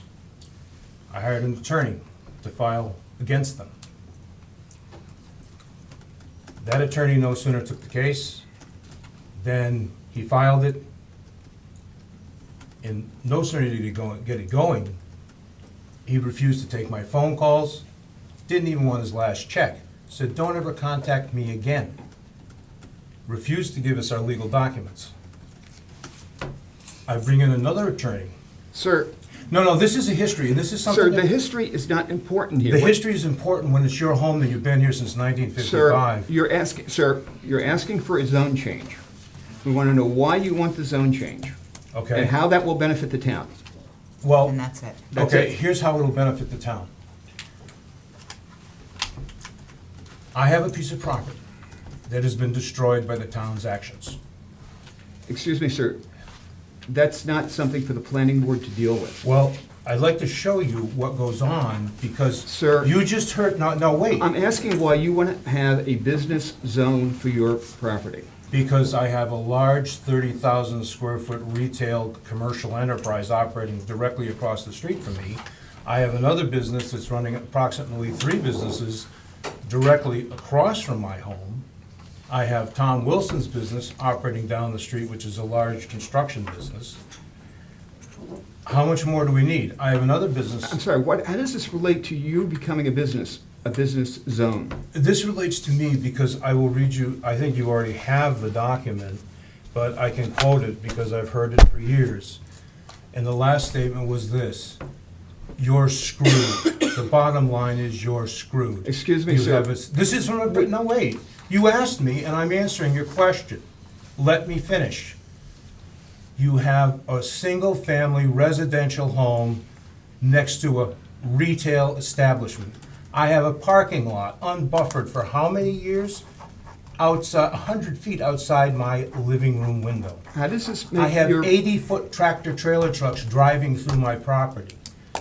I have messes like today that you won't even see the evidence that I'm trying to show you. Sir, how does making your lot a business change any of that? You have destroyed the value of my home. You're not answering my question. How does making your lot a business lot in the middle of an area that is completely residential change anything? It changes my ability to get what I deem necessary to the value from my property. We've been here since 1955. The Grazianos came in here, bought a piece of property 2 years after they could have done anything under the pre-existing use clause. And not only did they make it a less detrimental, they made it an enormous detrimental. I think you'll find that 8 of their parking places are on town land. Excuse me, sir. The people you're talking about are running an agricultural business which is exempt under the state zoning law, Chapter 40A. They are abiding by Chapter 40A. No, they're not. If you think that's the case, why don't you take them to the state? You won't try to find a lawyer. You want me to read one, would you like me to read to you what was gone? Sir, The last- we're no, no. talking about your property. The property next to you is operating under an agricultural exemption. They're doing what they're allowed to do. Why did you issue retail permits for them then? You did not issue farm permits. Would you like me to read what Mr. Hayes had to say? No, I'd like you to talk about your property and why you think zoning that half-acre property for business There's more, is I own half the appropriate street. and will help the town. I own half the street. All right? You have a half-acre property that you want to How change. is Graziano Gardens helping the town? Sir, How is we're Graziano's not done talking- anything? Graziano Gardens is not the subject of this hearing. It's a direction. It's not the subject No, of this it's hearing. established, you as a town established the fact Sir, that you it's not- circumvented our legal action by, you entered into the contract. Sir. Marilyn Richards is right here. You Sir. entered into a contract Sir, with the you're out of order. Grazianos. Will you please answer my question? How does changing your property to business, to a Let me business put this, zone... let me put Sir, my would you evidence on that answer screen. my question first of all? How does changing your property to a business zone benefit the town? It benefits our family. I'm asking how it benefits the town. How does Graziano Gardens benefit the town? We're not talking about Graziano Oh, Gardens. we're gonna talk about a lot of things. We're No, we're gonna talk not. about them here. No, we're Or not. we're gonna talk about them in court. Fine. But I'm sitting, I came to you, should all you be won't let quiet me now. put the evidence. I'm asking you how this... how Why would you changing your not let me property- show these people and the people that are watching this? Because we're not talking about Graziano Gardens. We're talking about your property and why it should be a business property. No. Yes, Yes. that's what the zone My, change is about. my property should be a business property because you, as a town, have destroyed 20 years of our lives. You've endangered our family. When I was taking video pictures of what was going on for a Boston lawyer, no, you're gonna let me finish. You asked me, and I'm answering your question, and I'm entitled to that. You sent 2 police officers out to my house. I did not send anybody No, out to your no, house. the towns, we're going back in history. The town sent 2 police officers to my house to threaten me in front of my son for taking pictures from the inside of my own home of the damage that's been done to my property, was being done. When we hired a law firm, Barry Ryan, from Dory Wallace, blah, blah, blah, blah, that firm was already working for the town. He took our evidence, he took our civil rights case, when he had no right to possess anything. Sir, The attorney, no, this is what your town has This has done. nothing to do with zone change. Yes, it does, because unless I can change the zoning on my property, the town of East Long Meadow has destroyed the value of it. And anybody looking at it, and any appraiser will look at it, it isn't like Tom Wilson has a business down the street from me, okay? He doesn't drive 70-foot tractor trailer trucks through my property. His customers don't race up and down my street at 40 miles an hour. Sir, He doesn't drive 10-wheel dump trucks over my sir, property. we're talking about why a zone change is gonna make you happy and make the town happy. I don't care whether it makes the town happy or not, because what you've done to my family is far more important than whether it makes the town I happy. personally have done nothing to your family, sir. So stop saying you, Well, please. let's say the town, okay? The town, and Marilyn Richards is right here, because she was part of when they entered into a contract, when we filed suit, the town, we served the town and the Grazianos on the 10th of December in 1999. It's 20 years ago. Yeah, 20 years we fought for the rights to live in our own home. You smashed up our property. The town, no, look. Will at you it. stop You calling, have- okay. stop accusing me of doing anything? I'm not accusing you. Yes, you are. The Grazianos, if you want to put it that way, and you allowed them to do this, thank take you- my thank you, sir. side residential street and turn it into Sir, an if you- access. George did not Sir, allow them to If do you say this. you one more right. time, I'm gonna rule you out of order and we'll proceed. All right, we'll use the general term, the town. Okay, but the point what we're talking about tonight is not your history with the Grazianos or your history with the town. We're talking about a request by you to change 1/2 acre in the middle of a residential zone into a business zone. And I'm asking why we should do that. Because you have destroyed, the town, in its history, and Marilyn Richards is right here, I what think you're you believe. saying, basically what you're saying, sir, is that this is for your personal benefit. This is the town has taken everything that my family has worked for and trashed it. Sir, you're saying that this zone change would be for your personal benefit, is that It correct? is, I'm entitled as a homeowner, and everybody in this town works for the value of their home and anywhere. And when people see what has been done to our family, and this is what Will you people answer don't my want it question? shown. Will you answer my question? Are you saying that this zone change is for your personal benefit? It is for us to take our money and leave this town. You've driven us out. So The it's- town has driven us So out it's of for our your- own home. For your personal benefit. It is so that we are able to get what we are entitled to for our property. You have your own opinion of what you're entitled to. We're So not gonna where are discuss- the business permits We're- for the business operating across the street from me? If they're operating a business, you send a letter to the zoning enforcement officer. I gave you all the evidence and I You provided give it pictures to and the everything. Zoning enforcement officer, and he'll go out there and take a look at it. Let me ask you this.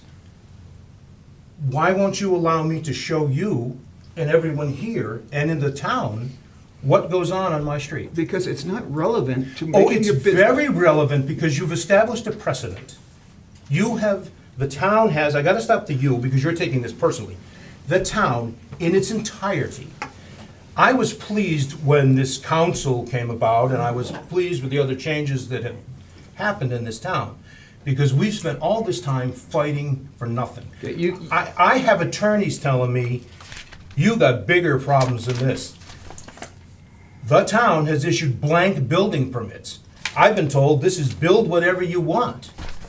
When I've asked for documents, special permits have never Sir, been shown up. Sir, what you're dealing Nothing. with here is not a planning board issue. The planning board is only. The planning board is the one that allowed this. The planning board is looking at a proposed zone change tonight. Right. Okay? And that zone And- change is crucial to our family. And you think that if we change the zone, your property is gonna become more valuable than what it is currently assessed for? Yes.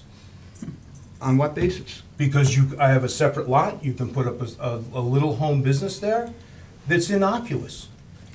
It's not gonna hurt anyone. It certainly wouldn't have 70-foot tractor trailers driving up there. But what you're asking for is spot zoning. The town gave spot, I gotta stop that you word, I'm sorry about that.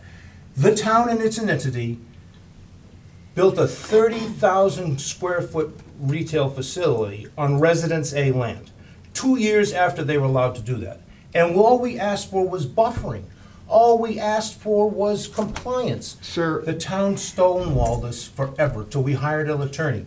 We've gone through 4 sets of attorneys, all right? And this is what the town, now look at me for a minute, let me finish. I have a right to speak, and I'm appalled that you won't let me show these people. We have a website, so if you're not gonna do it, then they can go to the website and they can see all the documents. And we're asking for people to do Absolutely. that and to come forward for us, as well as our GoFundMe site, so that we can sue, because you know what it costs?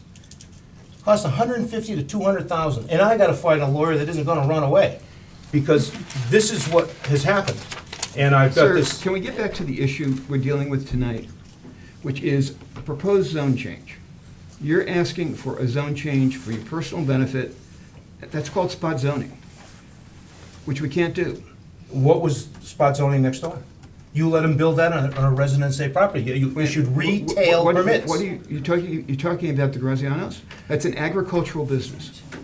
It doesn't fit the Farm Act. It does. Did you read the Farm Act? It does. I've got. We're not talking about Graziano, Mr. We're talking about Sheridan. Grazianos, okay? Well, we should be talking about it, No, because they're the people we're that talking- ruined our lives. We're talking about why we should spot zone one lot in the middle of a residential area. So here's what we do. All right, if that's the case, then you've got retail permits, and I have a parking lot 100 feet outside my living room window. And I've given you this in Exhibit 7, I think, what I sent you. Sir, we're not talking about the Grazianos. Can you We get that- have to, because Can you this- get that through your head? We're talking about your property and why your property should be a business zone. Well, I guess if you're not gonna let me present evidence, and you're afraid to put up what I have here, especially what's going I'm on not today. afraid of anything. Well, then why don't you let me show these people what goes on? Because it's already Let me show going these on 8 people what goes o'clock. on. What goes on is not what we're talking about. We're talking Yeah, we're about. talking about the safety of my We're family talking and about- our investment we're as a talking property about a owner in zone- East Long we're Meadow talking about a zone since change. 1955. We're talking about a zone change. We're talking about police threats? We're talking No, about we're police. No, because you don't want to. No, because we're talking about a zone change. Well, that's why we're gonna do a zone change. At this point, I think we've gotten what we need. I'm going to ask if there's anyone in the audience, in the public, who would like to speak to this issue. Mrs. Richards. Marilyn Richards, 342 Pinehurst. I feel like, these issues have been ongoing for years. We're talking about a zone change tonight. While I understand some of what's happened over the years, the zone change is to change the parcel to business. As the chairman said, it would be spot zoning. Across the street, the auto body shop, that's a grandfathered use. We've been, that's been accepted for years. Mr. Wilson's business was mentioned, that's also a grandfathered use. Yep. And there are other residential pieces around this area, not just 5 Revere Street. And the operation across from 5 Revere has been a agricultural exemption. It started out as a greenhouse. There were modifications made to that property, yes, through the planning board. And yes, as issues became more complicated, there was an agreement that was documented specifically between that particular entity and the town of East Long Meadow to make sure that everyone was clear what was happening at that location. It has always been an agricultural exemption, and therefore it's all residential zone, and so I would not support the zone change. Thank you. May I read something into the I'm record? getting comments from the public Okay. at this point. Give me a guess. Excuse me, Mr. Chair. Yeah. Marilyn, I appreciate all of that, everything that you said, but in citing what our chair said, I would really not like to talk about any other parcels except for 5 Revere Street. That is the only thing that's in front of us. I was just And I'm- talking about the zoning. I understand, Yeah, I it's understand. It's all But what our residential. chair, Mr. Kingston, has said, I'm really for Okay, that. okay, Yeah. absolutely. I respect that. Thank you. Just 5 Revere. Anyone else wish to speak to this issue? Any abutters? Please. Mike Kane, 6 Old Pasture Drive.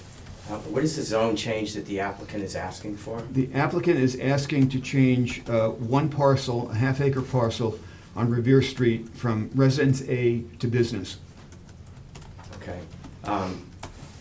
Having looked at some of the dialogue here, I believe that that would be spot zoning, and I would not be in favor of spot zoning. Thank you. Thank you. Any other comments from the floor? Take it to the board. Any comments at this point?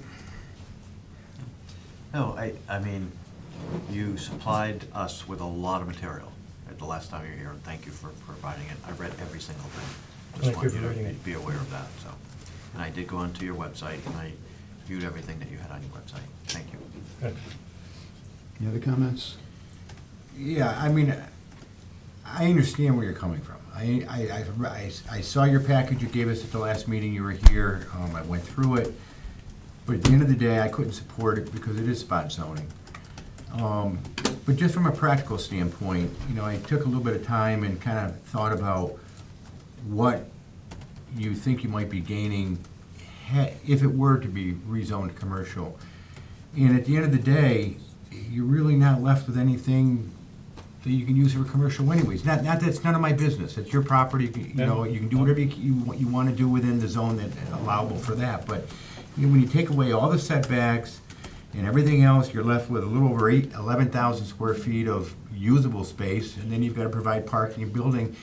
It almost seems like, and this isn't really a planning board conversation I'm having with you right now. I'm trying to be a little bit more from a more practical side.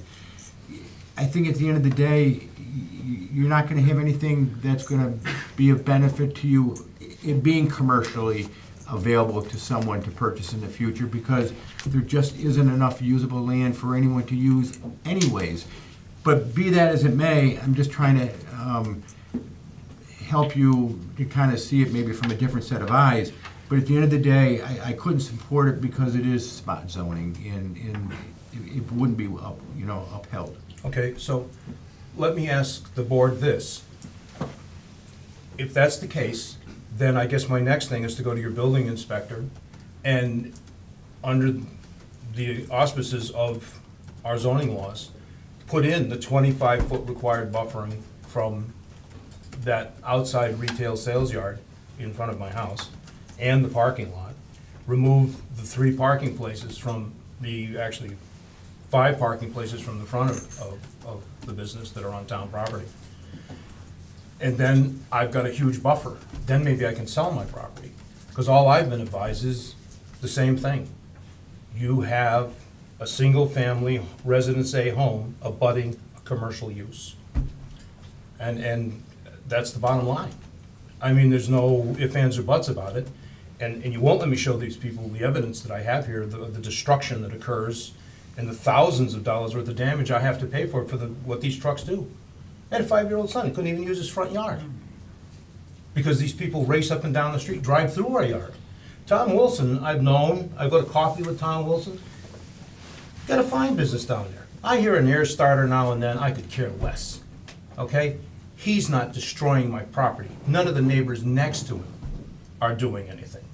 The town wouldn't run the sewer up our property. They made us go 175 feet to Elm Street, tear up my driveway. They wouldn't bring the sewer 55 feet. I had to scrape Tony Blanchard off the ceiling because the town wouldn't do that. Tom Wilson had to run sewer all the way up the end of the street. I don't know, 400 and some odd feet. He put a T in front of my house, Yeah. so I could break it off. I don't know anything about that. So I I guess can't- what I'm trying to say to you is, I don't have a problem so much with Tom Wilson, okay? he's got a business, been there, we were there before the Wilsons, by the way, anyway. But, long story short, the guy across the street, he's got like 3 businesses running down there. He's innocuous. He doesn't bother me. When you say across the street, are you talking about 283 Elm Street. the auto body place? No. This is directly across the street, 283 Elm Street. Okay, well, that, again, yeah, When I say down the street, that's Tommy's auto body. I went to Yeah. school with Tommy Morissette and the whole thing when it burned in the body. I know the whole town. okay, now, Mr. Hines, But- here's the point, okay? We recognize you have issues with your neighbors, we recognize you have issues with the town. The problem is that changing the zone on your half-acre property is not gonna resolve those issues, it's not the right way to resolve those issues, and it's spot zoning. Mr. Kingston, help me, this board help me resolve those issues so I can, that's your job, is to resolve the issues here. No, it's not. No? Excuse me, it's not our job to resolve those issues. If you have problems with people violating zoning, that is the building commissioner's job to enforce. It's Do not we- our job. Do we have a full-time building We commissioner do. now? We do Yes. have a new one, it's For not a just year. part. His name Okay. is Kevin Duquette. Okay, so I guess the next step is that I write to Mr. Duquette, I present the evidence available to him and say, this is what has to be changed. Because I'm hoping that everybody listening to this and you'll see our ads asking to investigate eastlongmeadow.org, will go out there and look at this and imagine this, their family, their son, everything they have destroyed. This is an issue, if it's a zoning issue, it's with the building inspector, okay? If it is. Because before it was with the planning board when I was dealing with Marilyn Richards and Company. I'm sorry, so I'm confused. And I can't get a lawyer, they all run away. We do not enforce, okay? I'm not gonna comment or speculate on your relationships with your lawyers, that's up to you. It's not my relationship, Okay. they just up and run away, and I can read you their Well, comments right here. That's neither here nor there. You've got issues, That- serious issues. That's not either here nor there, okay? It is here or If there. it's a zoning issue, it's the building commissioner. If it's something having to do with traffic, it's the police department, okay? It's not planning board. Changing a zone is not the right solution to your issues. Okay. And it's not something we can do because it's spot zoning. So, help me understand this then.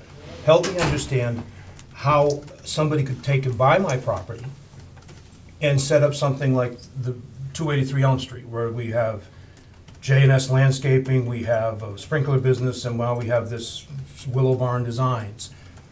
How can they come here? Because I've been told by all the building inspectors, even the old one DiMarzio, that I could put up a separate, nicely done Morton building out there with decorative and park a truck in there. Nobody sees it, nobody knows anything about it, and run it as a Excuse me. business. If you. I mean, how can you, I'm asking for your help in doing We this. had an opportunity a few years ago for people who wanted to do home-based trades Yeah. to take out a special permit to do that, okay, in a residential area. That window has closed. Oh. We allow home-based offices. We have people who have offices in their houses and they keep their trucks elsewhere. We have people who have offices in their houses and all they do is work on the computer and the telephone. Okay, so Okay. let me ask you another question about, I used to work all over the world and all over the country.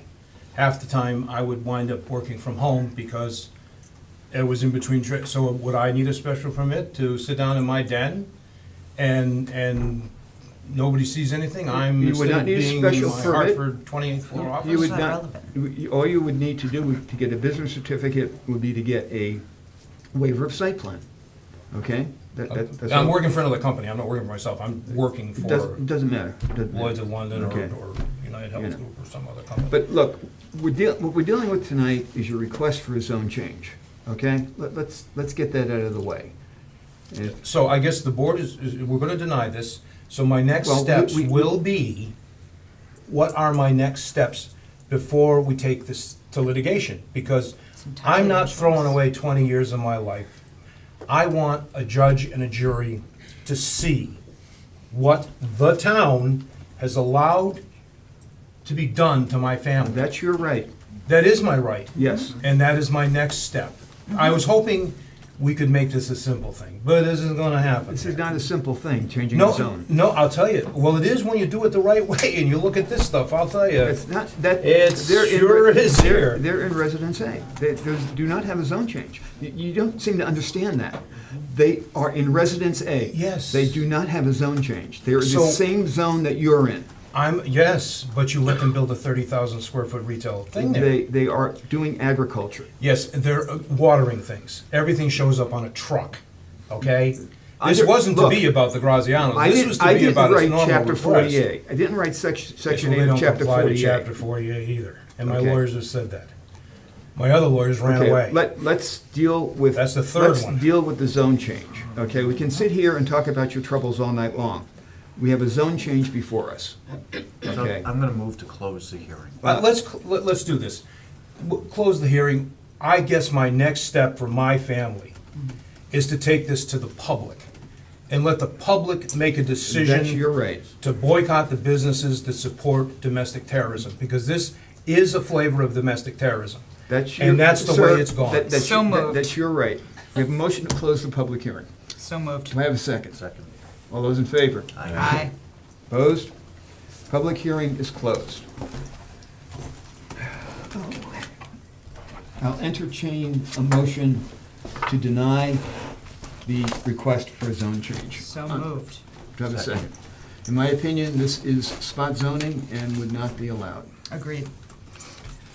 All those in favor of denying the request for a change in zone, say aye. Aye. Opposed? We will send that recommendation to the town council, which will have to have the final say. But our recommendation is that this not be allowed. Thank you to the board for the time. Thank you. I would like one piece of information from you. Who do I address with the buffering issues? Is that the certified letter to our new building superintendent, zoning super?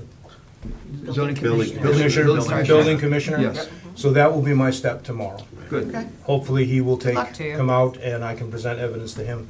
Again, thank you for your time. You have a lot of supporting documentation too. Yes, I think I have quite a bit, so we can see what goes on. Thank you. Could we open the hearing to Pride and ask that we allow us to get to the other people who are in the audience? I mean, they've been waiting for Yeah. almost 2 hours. Yeah, but Pride was scheduled Yeah, but for. Pride was I know, scheduled. but For 6. I think we should deal with Pride because they were on the schedule. That could be really quick. Possibly. Okay, going to open the 6:30 public hearing for Pride Convenience at 3 North Main Street. You might need a restroom, right? We can take a break before if you want. Oh, I'm open. Okay. Stretch your legs a little bit. How are you? Good evening.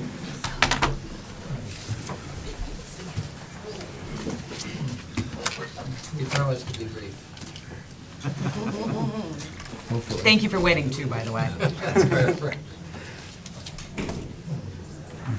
Okay, we're here, I represent Pride Stores. We're here tonight to talk about our station at 13 North Main Street. 13 or 3?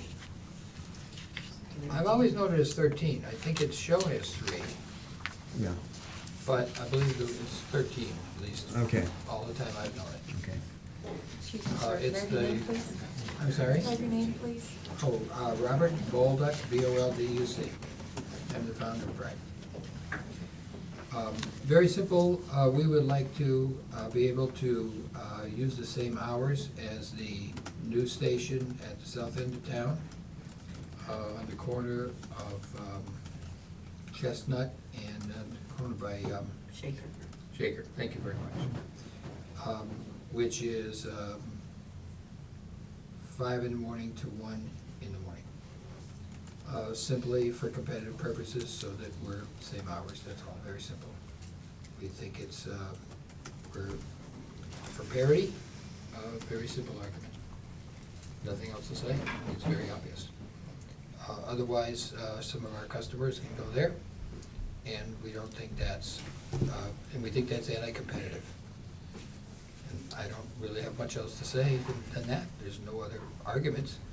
We're a quiet business. People come in and buy fuel, or they go into the store. We don't have problems after hours. We're not an establishment that makes any noise or that has any problems whatsoever. We're a service to the community. And that's the gist of our argument. And Jim Channing's our in-house attorney. He would like to add a few words. He can say it a lot better than I can. So I'd like to turn it over to Jim. And at this point, Yeah, if you identify yourself. certainly, James Channing, CHANNING, Corporate Counsel for Pride Convenience, and a resident of East Long Meadow as well. I think at this point, I just reserve the right to perhaps do any rebuttal or additional comments, if you're okay with that, to see if there's any public for or against this, and then we can certainly address any additional concerns there may be. For the record, can I ask what your current hours of operation of the special permit are? 5 a.m. to 10 p.m. 5 to 10?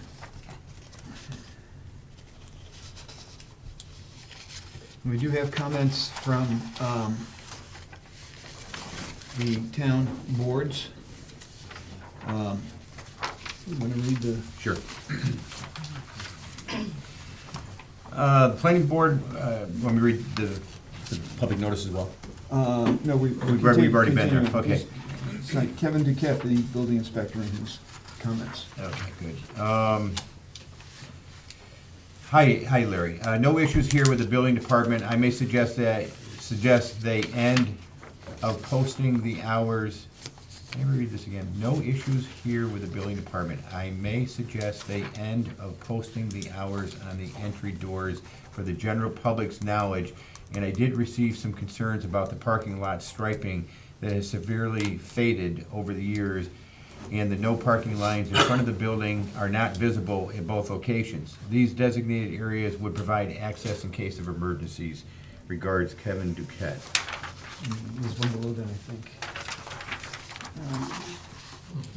You have that right, okay,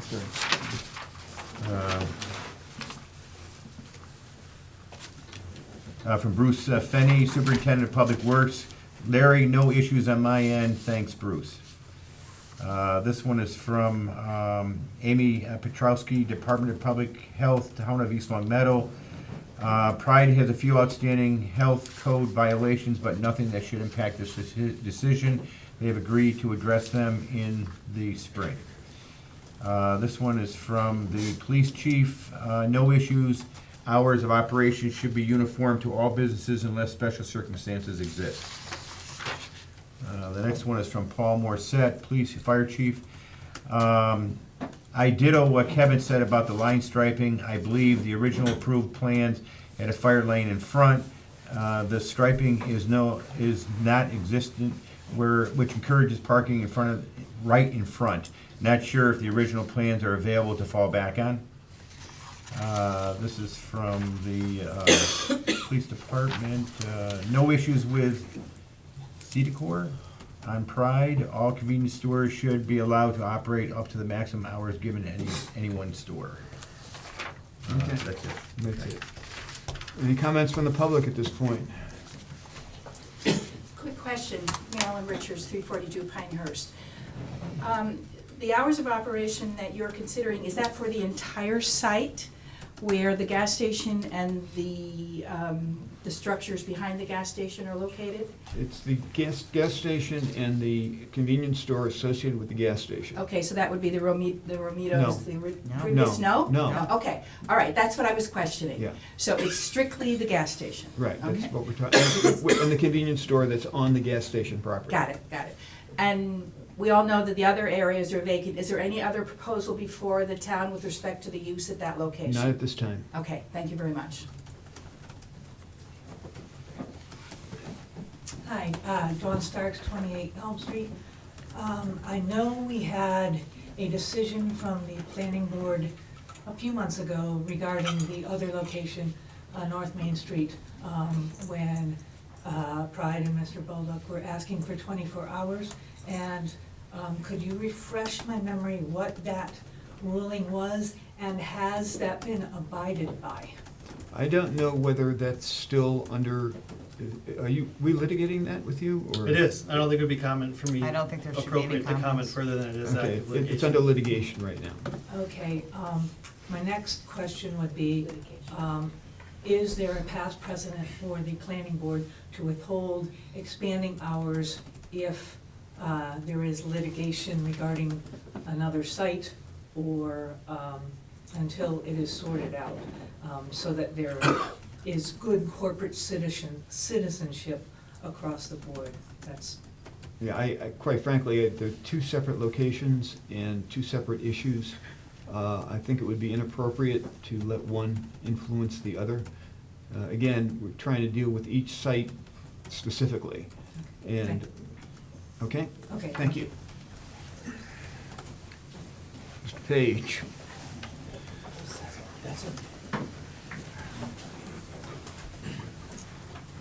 Ralph Page, 306 Prospect Street. I would agree with the board. Each site should be dealt with individually. So the comparison to the new gas station at Shaker and Chestnut is completely different than a business operating in the Rotary in the center of town, which is completely different than the one now operating at the city line 24 hours a day. I know the applicant has said that he would like the same hours so that he could be competitive, but yet the other operation's 24 hours. So, I mean, as it is, those two alone are set up differently. My concern is simply that we have a business district in the center of town. The business district has consistently had reduced hours of operation. The one towards the south end of town is in the industrial district, away from the center. On the industrial end of it, we've consistently allowed longer hours of operation. And that can be seen by additional businesses that are close by that are allowed 24 hours. My concern is that I don't think it's as much a type of business that we need to look at, but a location of the business. I think a business zone is different than an industrial zone, and it should be compared that way. Thank you. Mr. Chair, may I? Yeah. For the record, Mr. Page had said we have 24-hour operation. To my knowledge, we have no gas stations in town operating on a special permit with 24 hours. We do not have any, we have not issued any permits for 24 hours. Okay. The situation at the north end of town is under litigation as to Correct. whether or not we have the proper authority to limit hours there. Right. Okay? But there, and nothing has been issued as to date. Not from the town. Okay. As to what is actually happening there, again, that's not for our being concern. litigated, and it's not really up to us at this point to comment on that, especially because it's under litigation. I agree with you, the board cannot comment, but I personally, as a citizen, will comment that that is being operated 24 hours a day right now. If he wants to be consistent with the one at the south end of town, then cut your hours. Thank you. Thank you. Other comments? Hearing none, take it back to the board. Personally, I gotta say, public safety has no complaints about it, so. I don't have any issues with expanding their hours. I mean, I think that like Bentley's and the restaurants, they operate till 1 o'clock in the morning already, don't they? So, I mean, why can't, Pride operate the same hours? Russ? During the initial couple of meetings with the property at Chestnut and Shaker, we had some residents, or there was some discussion about hours, and I specifically said I didn't want to go beyond 11 o'clock, and got no support here. Then, when we actually took a vote on it, I made a motion to do midnight. And my recollection, it was a 3-2 and didn't pass. I really felt kind of the next best thing that was recommended was 1 AM. And considering you had a property that had been developed but was awaiting town approvals for lots of things, I said, okay, that's the next best thing, and so I voted for that. I would have preferred the 11 o'clock, and I did not get the support, and that's fine. I mean, everybody has their own. So I'm just gonna go back to what I thought was 11 o'clock, which I thought was appropriate. So, On a personal level, I feel that 1 AM at the center of town for a convenience store or gas station is excessive. I don't see the need. I drive through there at 11. I mean, excuse me, I'm not up at 11. 9. It's almost past my bedtime. 9 o'clock, and it's center of town's a ghost town. It's a ghost town. I can't believe you're losing any market share closing it at noon, but 10 o'clock, but that's for you to decide. Seeing that there's no abutters here that have spoken out against, I'm gonna go with that the area is okay with it, that our constituents are okay with it. This has been highly publicized, and I don't see anybody speaking out as a abutter against. So I think 1 is excessive.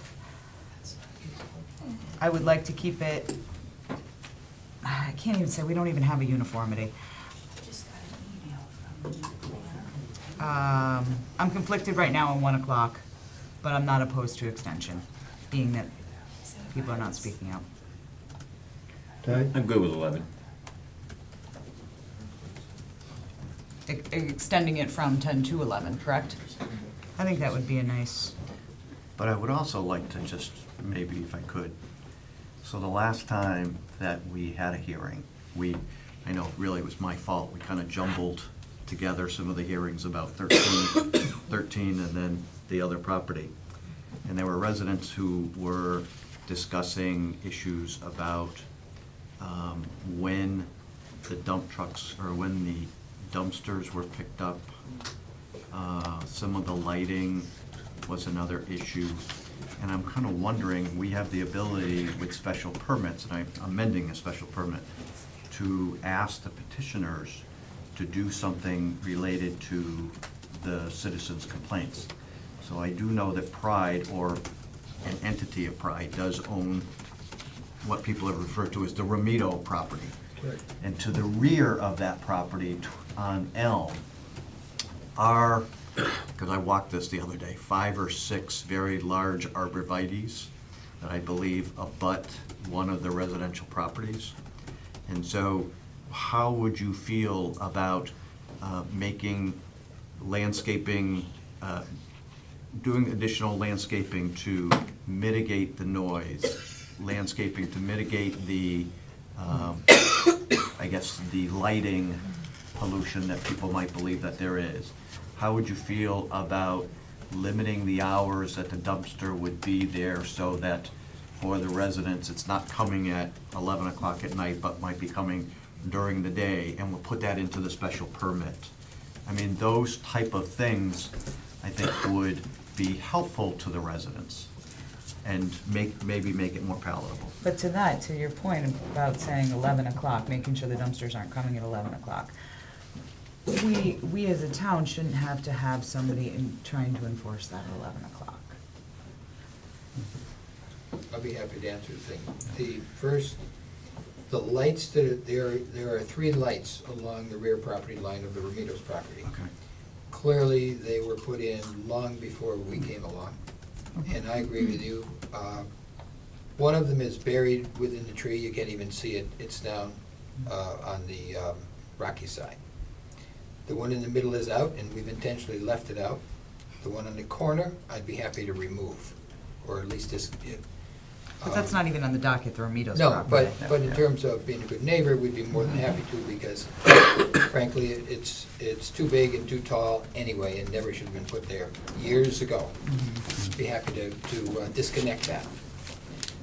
And we'd be happy to add some arborvitae along the property line, Just that's to- no problem. And we can easily ask the dumpster people to come during the daylight hours. I don't know, I frankly don't know when they come, They but we start can. at 3 in the morning Well, for commercial. well, our company starts at 5, I checked that, I'm familiar with that, it's USA Hauling. And their dispatcher says they start business at 5 AM. So that means by the time they get from community, even if if that location happens to be their first one, they wouldn't be there till 5:15 or somewhere in It's that the company I range. use it well, I'm very familiar with that. Yeah, That is but I'd be happy to have them extended to after 7 or 8, I mean, who cares? So, never knew that there was any noise problem with that anyway. Well, I just remember the last hearing, there were a couple of neighbors who mentioned that. There was a neighbor who complained there was some trash that had fallen over. The tenant who was creating that problem is now gone. And so that solved that whole problem. They had become more of a wholesale operation and were getting in large shipments, therefore they had large packages, and that was the problem. And you just couldn't get enough pickups to solve their problem. But they finally agreed that they were trying to run a wholesale operation out of a retail store, and it just didn't work. And so for their own reasons, they left, and that solved the trash problem. So does that building only have the Bank of America ATM left? That's correct. Okay. Excuse me? Okay, we have comments, take last comments from the floor?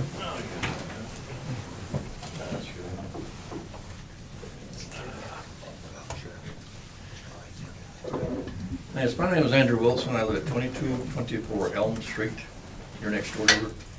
And you were talking about lights. Well, I have your lights all the time.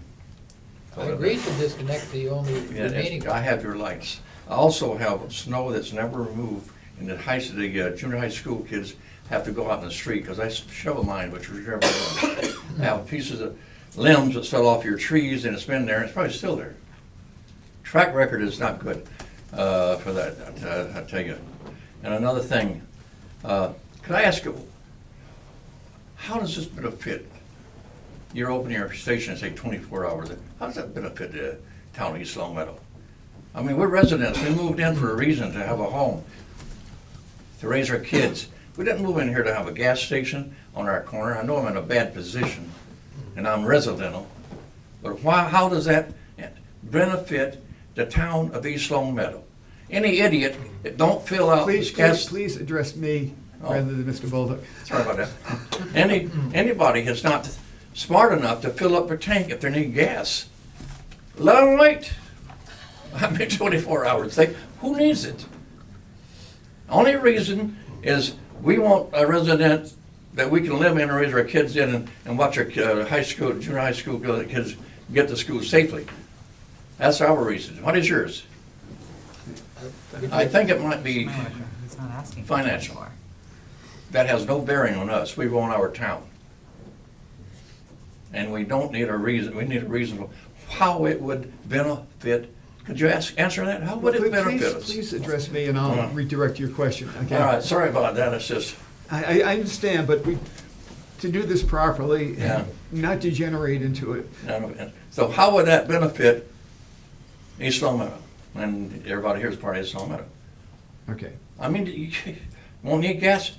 Plan. That's what your brains were created for. Plan. Thank you for your comment. Thank you very much. And maybe you could just briefly address... The request is not for 24 hours. I know it's not for 24 hours. If you could just address how this will be a good thing for the town, because that's what we have to look at. We want to happy to talk about that. I'm sorry? So we want to happy to talk about that. Sure. So in terms of the benefits for the town, I think a lot of people, especially with the commercial vehicle, the blue collar workers, not everyone's a 9-to-5 worker. I think that was done by the empirical studies that Mr. Denver did previously about the shift workers, whether it be the correctional officers, the Cardamondis, the healthcare professionals. Late hours, beyond 10 p.m., the studies show that 85% of those people who utilize them are what's known as shift workers, or workers that work either the second shift or the third shift. And that's who really the target audience is for the individuals that go, whether it be 11 o'clock or midnight. They're getting out at midnight. The police officers that are working the 4 to midnight shift, they should be able to obviously fill up their tank of gas or get a snack or get a Coke or coffee before they shift. They should be allowed to do that. Just because they don't get out at 5 o'clock like the majority of people in the past were, doesn't mean that they should be punished. And I think it's becoming more of a 24-hour society. And for the record, obviously, we're not looking for 24, but it is shifting in terms of people. I mean, MGM's going to serve booze till 4 o'clock in the morning. And again, we're not asking for that, but things are changed. Times have changed. And so I think when we evaluate if an individual should be able to fill up their tank of gas when they get out of work, they absolutely should be able to, whether it be 5 o'clock at night or whether it be 11:30 or midnight. And so that's just really what the convenience store business is targeted to in terms of late night hours. 51% of public safety and healthcare professionals work either the second or the third shift. Public fire, if they want to stop. police, if they want to stop, healthcare, if they want to stop, nurses over at Bluebird Acres or the Reserve. You can't tell them that they can't fill up their tank of gas or get a coffee for their benefit because they're not fortunate enough to work the 9 to 5 shift. That's really what Pride's targeting to. And there's no Okay. question that if we are to be allowed to open those, and there's not a need for it, in the business interest of the local company, then we're not gonna sustain those hours. But to sit here and say, because most people fill up their tank of gas during the middle of the day when they don't have to deal with other individuals, the workers that are unfortunate enough to work the graveyard shift should not be allowed the opportunity to, or in my opinion, be erroneous. Thank you. Chair, may I? Yeah. To the point of the liquor licensing, and I know that is on the town council, we are not the licensing commission on that whatsoever. But what is the allowable hours, because this particular Pride entity does have alcohol? As of right now, it's 10 PM, so in fact. So what is our package store hours in town? I can tell you the other gas stations are allowed to serve till 11 PM. So they can serve beer and wine or sell beer and wine longer than we can even be open right now. All right, then I'm thinking 11 a.m. is, I'm sorry, 11 o'clock is a great number here. So, we have another comment, please? John Starks, 28 Elm again. Previous to this, in the prior public hearings, I did submit a letter. I think I just have 2 comments. One is we have certain zones for certain reasons, and there is a difference between industrial and commercial business residential. We've been talking all night. All of these public hearings have been dealing with the rough patches that we have between residential, commercial, industrial, different strokes for different folks, I guess, right? We all have to live together. We all have to be good corporate citizens, whether we're residents or business. I guess my concern is being a good corporate citizen. My neighbor testified, and I can second this. We have dumpsters at 3 o'clock in the morning. We have snow not plowed, children walking in the streets, unmowed grass, lighting, and I agree completely that I would like to see that lighting done. And I agree that when that, this is not the parcel, but they are related, that back parcel where Romito's is, there is no buffer between residential and business.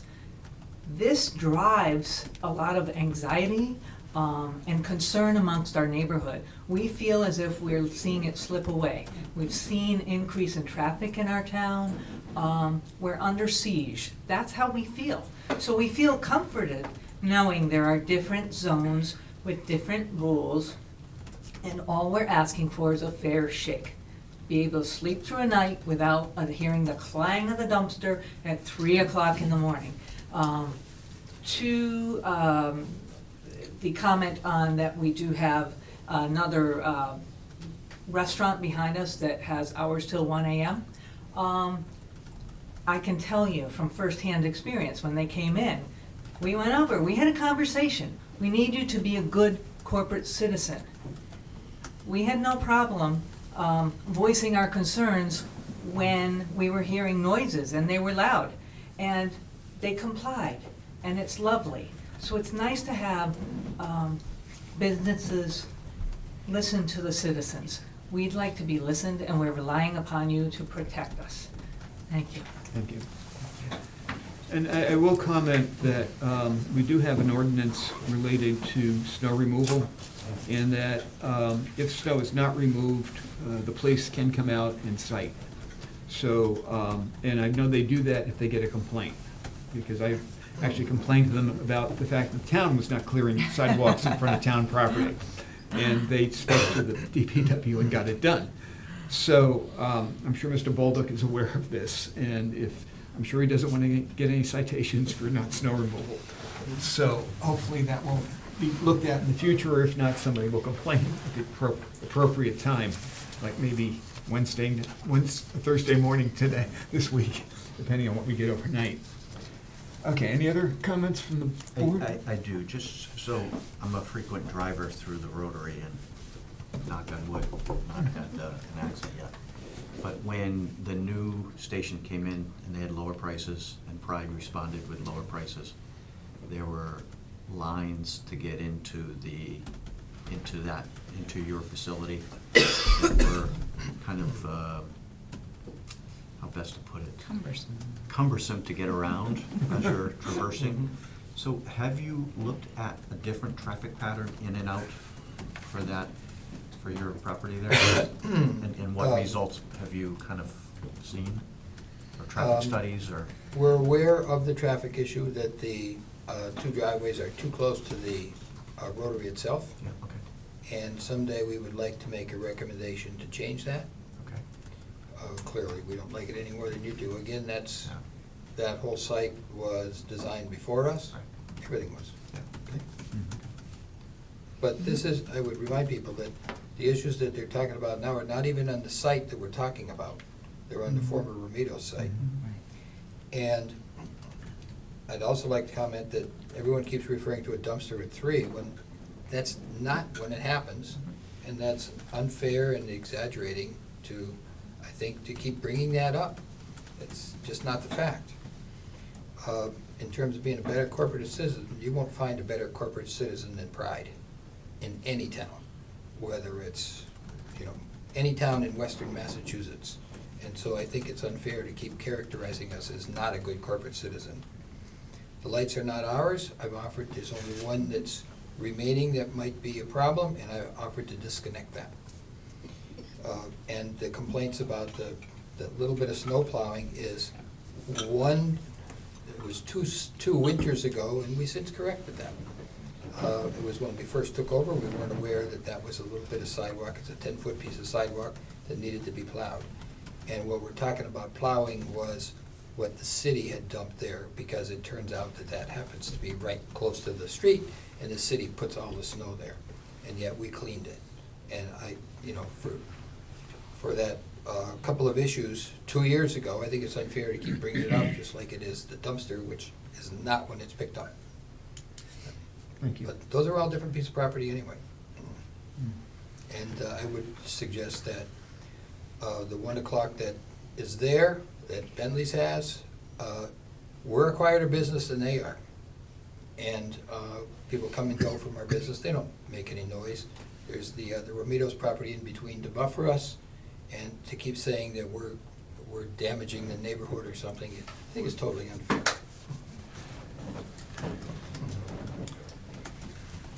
Any other inputs anyone wants to make? If not, we should close the public hearing. Motion to close the public hearing? Second. Any discussion on that? Does anyone feel the need to continue it for more information?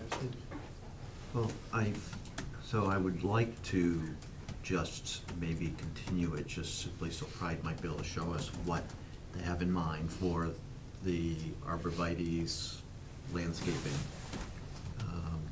Some timeline on when you might turn that other light off. We're allowed to kind of put certain conditions onto it, and I think I would like to see those in writing before we actually take a vote on something. Okay. That's You my want to opinion. rescind your motion? To close? Motion rescind to close. Motion to continue. Okay, second? Second. Okay, and that would be to our next meeting, which is the 3rd of April? April 3rd. April 3rd at 6:45? Is that a promise? I hope so. May I ask one more question before Yes, we have been. before we leave each other? Sure. Would you be open to any other hours, or are you firm on 1? Would you be No, flexible? we'd with be, it? I think 12 would be a good compromise. So you would be flexible? Sure. Okay. In fact, if 12 was amenable to you, we could deal with it tonight. We'd still like to continue to see the That'd be things that fine. other.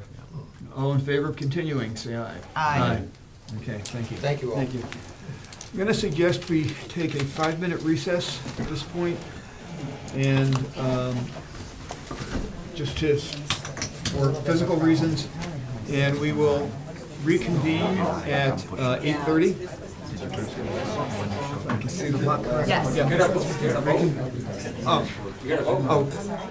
Have a motion to take a 5-minute recess. So moved. All those in favor? Aye.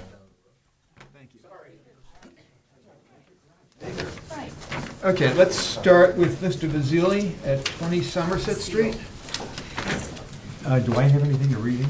Yeah, you've got, Where are they? Right. Oh, it's in your packet, excellent. Property owner, yeah, I didn't copy it, sorry about that. Here's it, handed to me. Sorry about that. Waiver for site plan review, property owner is Anthony Basile. Owner's address is 20 Somerset Street, East Long Meadow. Phone numbers are listed here. Name of proposed business is Greenscape Designs Landscaping. Owner of business is Marco Basile. Business owner's address is 20 Somerset Street, East Long Meadow. Property address is 20 Somerset Street, East Long Meadow.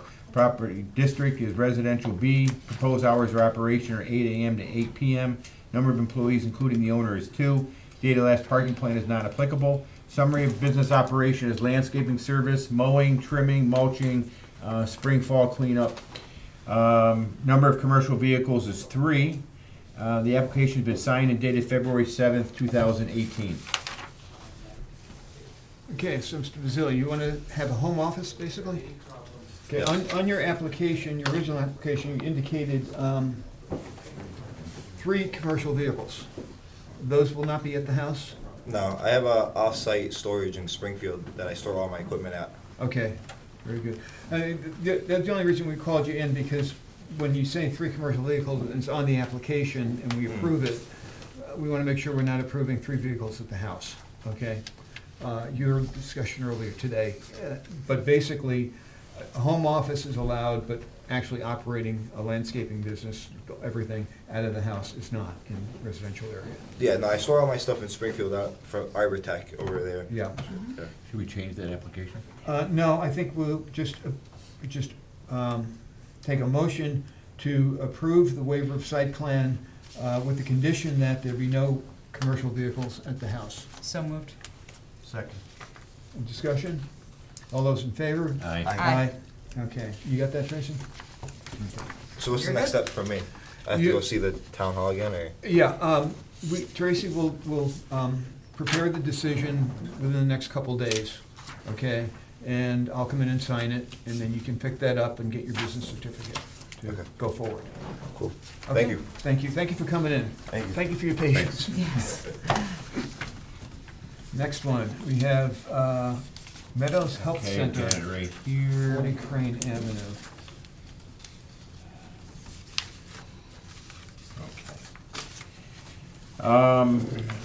Request for waiver of site plan review. Property owner is Jeffrey Lackritz. Property owner's address is 40 Crane Avenue, East Long Meadow, Mass. Phone numbers are listed here. Name of proposed business is Meadows Health Center. Owner of business is Mohammed Go. Business owner's address is 53 Williamsburg Drive, Long Meadow, Mass. Property address is 40 Crane Ave, East Long Meadow, Mass. Property district is industrial, it's allowed use. Proposed hours of operation are 8 a.m. to 5 p.m. Number of employees, including the owner, is 4. Summary of business operation is medical practice, obesity medicine, and addiction medicine. The application has been signed and dated February 17th, 2018. Okay, this is, trying to figure out which building this is.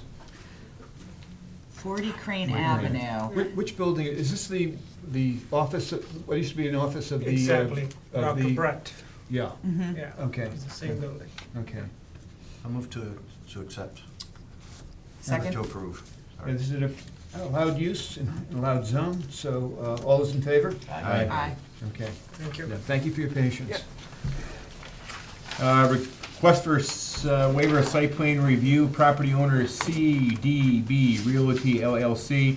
Property's owner address is 280 North Main Street, Suite 1, East Long Meadow, Mass. Phone numbers are listed here. Name of proposed business is Catherine Levine, CFST Specialist. Owner of business is Caitlin, excuse me, sorry. The writing, we usually like to have these typed. Land, his last name? Lavin, okay. Business owner's address is 103 Swan Avenue, Ludlow, Mass. Property address is 280 North Main Street, Suite 4, East Long Meadow, Mass. Property district is commercial, industrial, allowed use is yes. Proposed hours of operation are Monday through Sunday by appointment only, 8 a.m. to 5 p.m. Number of employees, including the owner, is 1. Date of last parking plan is March 4th, 2012. Summary of business is facial, Fascial. Wait, what is it? Fascial stretch. Fascial? Yeah. Fascial? The connective tissue, like the Okay. webbing around surrounding your larger muscles. We got a lot to learn, boys. Therapy? I know, I was sitting here envisioning going like this. Assisted What did I do wrong? stretching techniques performed by certified fascial stretch therapists. FST will be offered using treatment table and comfortable straps and stabilize the non-stretching part of the body. I'm out. Oh, honestly, it's the most amazing thing. I'm glad this is not the adult. Thanks for making us laugh, though. We needed No that. problem. And homework may be provided, self-stretchiness. The application was signed and dated February 21st, 2018. Okay, so this is the Reminder Building? Yes, And yes. it's a medical, it's allowed use in the zone.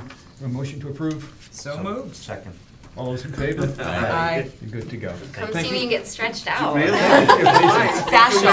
Fascial, yes. Thank you so much. Good luck. Thank you. Coughlin. Waiver of site plan review, property owner is Dr. Kevin Coughlin. Owner's address is 1051 Converse Street, Long Meadow, Mass. Phone numbers are listed here. Name of proposed business is Accent Laser Aesthetics. Aesthetics LLC. Owner of business is Dr. Kevin Coughlin. Business owner's address is 1051 Converse Street, Long Meadow, Mass. Property address is 250 North Main Street, East Long Meadow. Property district is commercial. It isn't allowed use. Proposed hours of operation are 7:30 a.m. to 8 p.m. Monday through Friday, 7:30 to 5. I'm assuming that's Saturday? That's Friday. Oh, that's for Friday, excuse me. Number of employees, including the owner, is between 6 and 10. The date of last parking plan was August 2017. Summary of business is non-surgical treatment of cosmetic issues or surgery issues, I guess. Excessive fat on Additional tissue. Or adipose tissue. adipose tissue, body reconditioning, facial to stimulate colon? Collagen. Collagen. Collagen, I can't even read Yeah, this I writing can't here. either. Deuce and a. I don't think you need to go through it all. Yeah, I think we're Okay. good. I Well, think we're Dr. good. Coughlin's here, maybe he could explain it. Oh, I won't waste your time. Thought you said It's you were asking around. non-surgical unless you need it. No, Okay. you were good. Okay. Thank you. Okay. Thank you. Do I need to eat? no, no, it's okay. Okay. We had a little trouble with your handwriting. That's all right, Yeah. not my fault. Well, you're a doctor. You're a doctor. Yeah. So they come. So it's an allowed use, this is a new medical building, it's an allowed Yeah. use in the zone. Motion to approve? Second. All those in favor? Aye.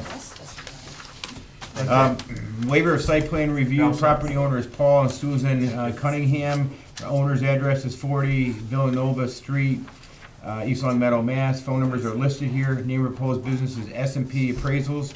Owner of business is Susan Cunningham. Business owner's address is 40 Villanova Street, East Long Meadow, Mass. Property address is the same. The district is residential C. Proposed hours of operation are 8 to 4. Number of employees, including the owner, is 1. Summary of businesses: work from home, preparing auto damage appraisals as an independent appraisal service. The application's been signed and dated February 22nd, 2018.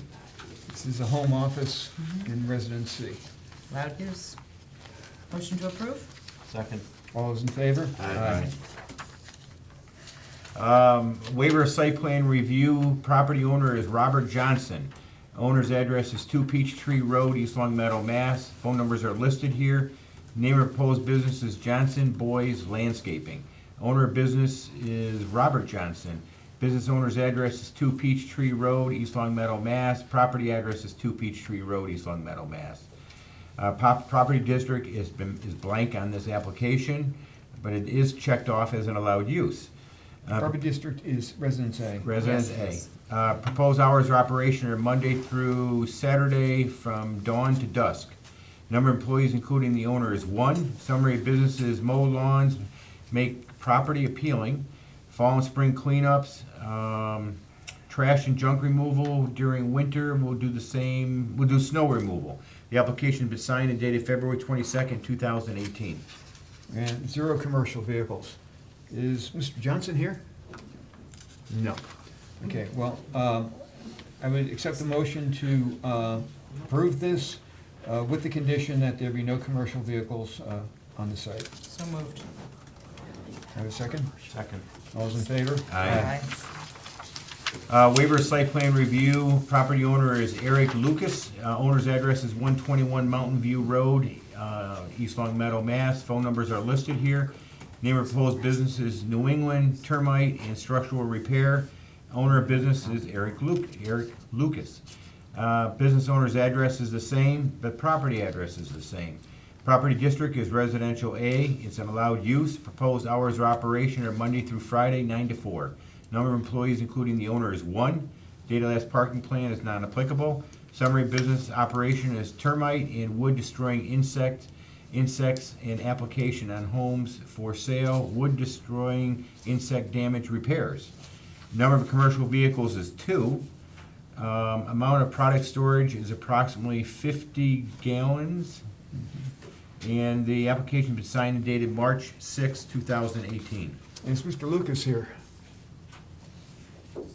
Okay, this is another one where he's asking not only for commercial vehicles, but also 50 gallons Yeah, of I'm- insecticide. I'm not willing to approve this without a conversation with Mr. Lucas. Yeah.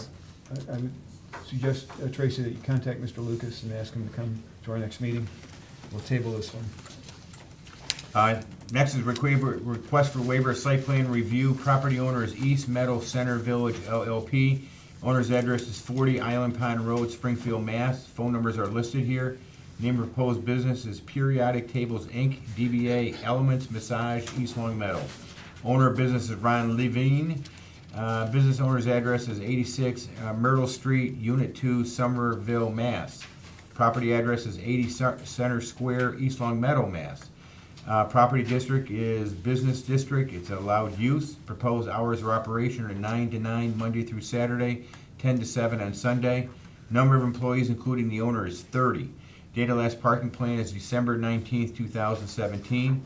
Summary business is Elements Massage of East Long Meadow provides custom massage at an affordable price to improve health and overall well-being. Note, this is an existing business that is changing ownership. No other significant changes are anticipated. The application was signed and dated March 15th, 2018. This one I have a problem with because they should be under special permit. Yes. And this would be an amendment to a special permit, not a waiver of site plan. Being a massage therapy, they are not under special permit. With a change of ownership, they should be brought under special permit. Agreed. So I would, Should we still make a motion to approve? I would suggest that we vote to deny the request for waiver and ask for an amendment to the special permit or a special permit if they do not have one. So, Do I make the motion? Oh, it says, And then we decide? it says a special permit has been issued, so they need to do an amendment to the special permit for the new owner. Sorry? The change of ownership? Yeah. You have They to- would have to apply for another special, or an amend. Either, I have to look at how it was worded, whether it was One of the transferable two. or not. But either an amendment or a change. Again, because it's a massage therapy facility. So, and entertain a motion to deny the request for waiver of site plan review. So moved. Have a second? I'll second for discussion. Yeah. So, I mean, how does someone come in, start the process, and not, like, are they not told what they need to do? What's, I think what's happening is that we're still in a state we're of still in flux? a state of flux, that our staff is not totally familiar Okay. with, Okay, with what we have. okay. And our part-time planner is only in part-time. Yeah, All right. So, so if they come on and off, well, Yeah, most okay. of the time. They think, I'm sure, Elements is on the up and up, and they think that they're doing Right. the proper thing. Yeah. They just were not as well informed as they could have been. but a special permit is a special permit, and it needs to be Sure. modified with the new owner's name, so we know that the new owner knows there's a special permit, and all the requirements for letting us know about who their employees are, Yeah. and so on, and the licenses. Thanks. Okay, we have 2 A&Rs. I don't see any blueprints here, though. Do we have any blueprints for the A&Rs? Over there. Okay, the first one is Wayne Lapardo on Shaker Road. Someone here for them? No. Okay. This is an A and R Can for, Are we moving forward with having these PDF emailed to us? we should be, Yeah. yeah. Okay. Put Myers aside. Yes, these down. And how many for individuals? Yeah. Yeah. Okay. Okay, so what we're looking at here is a commercial business on Shaker Road that is gaining some additional property from this parcel over here on Prospect Street. There's a house up here, and they also own the building down here, and they're just moving the parcel line backwards. I'm not sure why, but So this parcel line is being created. Yeah. It is coming back 20 feet 20 from the feet. existing parcel line. exactly. And it could be, I have no idea why they're doing it, it could be for parking or for anything else. Any number of It's- reasons. It's the same owner Might for need a both shed. properties, and they have the frontage requirements. So what business is that? It's the first building past Joe Townsend's place. Past the old Midas. Is this where the coffee cup is? Yeah, I think it is. Yeah, It's it must coffee be cup. where the coffee coffee cup time? is. Coffee time, yeah. Yeah, they could need it for dumpsters, shed, Whatever. storage, anything. Okay. It's an A&R, motion to approve. To endorse. To endorse, yes, thank you. 9 o'clock. Have a second. Do I have a second? Second. All those in favor? Aye. This is pretty straightforward. It's, Yeah, this one is you know, very straightforward. You hanging on to We'll sign these after the meeting. that? This was the old lot line, this is copy time, they're moving back 20 feet, they own both parcels. And we have It's just lopsided the way I would look at it. You know what I'm saying? Yeah. We have an A and R for Patterson Avenue. This one is, Kerry O'Shaughnessy and Jennifer Bush. yeah, They may or may not have to. if you need to go, go. No, no, no, recuse myself. Patterson Avenue. Okay, this is Patterson Avenue near Birch. Move that one down. Okay, I don't. Okay, on this one, they're removing a lot line, Yes. okay, at the rear of the property to combine the two properties. They have frontage. Smith Avenue, it says private, Smith Avenue back there is a stream. It's not a There's a paper street running paper through here. stream, but Yep. it's a stream. And so, what they're doing is As just is this, combining by the way. the two lots to make one big lot. Mhm. Okay. There are wetlands back there, but that's their problem. Yep. The pool signs, it's not on us. Yeah. Motion to approve? Second. Endorse. Motion to endorse. Second. All those in favor? Aye. Okay, and we have one sign permit. No, we're going to postpone one because we haven't done the site plan review. I'm just gonna do Bulldogs. Okay.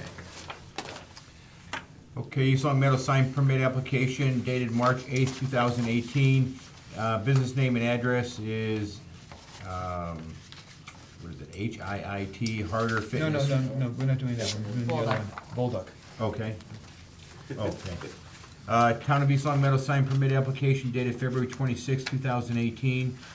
Business name and address is Balduck Appraisal, 55 Deer Park Drive. Business owner name and address is Todd Adelson. Property owner name and address is Tomaine Realty, 55 Deer Park Drive. Phone numbers are listed here. Square footage of a proposed sign is 49 square feet. It is not freestanding. Height above the ground is 12 feet. It is attached to the building. Projection, if any, is not applicable. Setback from property line is not applicable. Distance to nearest side yard is not applicable. Distance to top of sign above vertical wall is 15 feet 4 inches. It's a permanent sign. Number of existing signs is 0. Total number of proposed signs is 1. Total square footage of proposed signs is 49 square feet. Total square footage of proposed and existing signs is 49 square feet. The application has been signed and the estimated cost is $960. Signed affidavit is attached, and that's what it's gonna look like. This is Industrial Garden Park. The sign meets the requirements for zoning. And it's just one sign, because they don't have the curb of signs Right. going into Deer Park. Motion to approve? Second. All those in favor? Aye. Okay, that concludes all of our official business. A couple things real quickly. For those who haven't, we're not doing that one. Okay. Haven't caught up with it, we have hired a director. Her name is Connie Constance. She likes to be called Connie Browders. She is currently in Woburn. She has a degree in design and community development. She has worked as a planner and is currently working as a grant, CDGB, community block grant administrator. So she has a lot of, she's very excited to be coming on board, and we're very excited to have her coming. She starts on the 9th of April. So, And our next meeting is before then, so not the next meeting, but the meeting after, we'll see her. We'll see her. Right. And two things I want to mention that I've been discussing with Larry Smith. After going through all these site plan waivers and sign permits tonight, we're discussing the possibility of modifying amending the bylaw to allow the building inspector to determine if signs meet zoning requirements and then to issue the building permit without having to go to the planning board. I'm not totally comfortable with that yet, but we're discussing the possibility, because all we do is approve them if they meet, and then we have to go to him anyway for the building permit. The other thing we're talking about is how to deal with site plan waivers.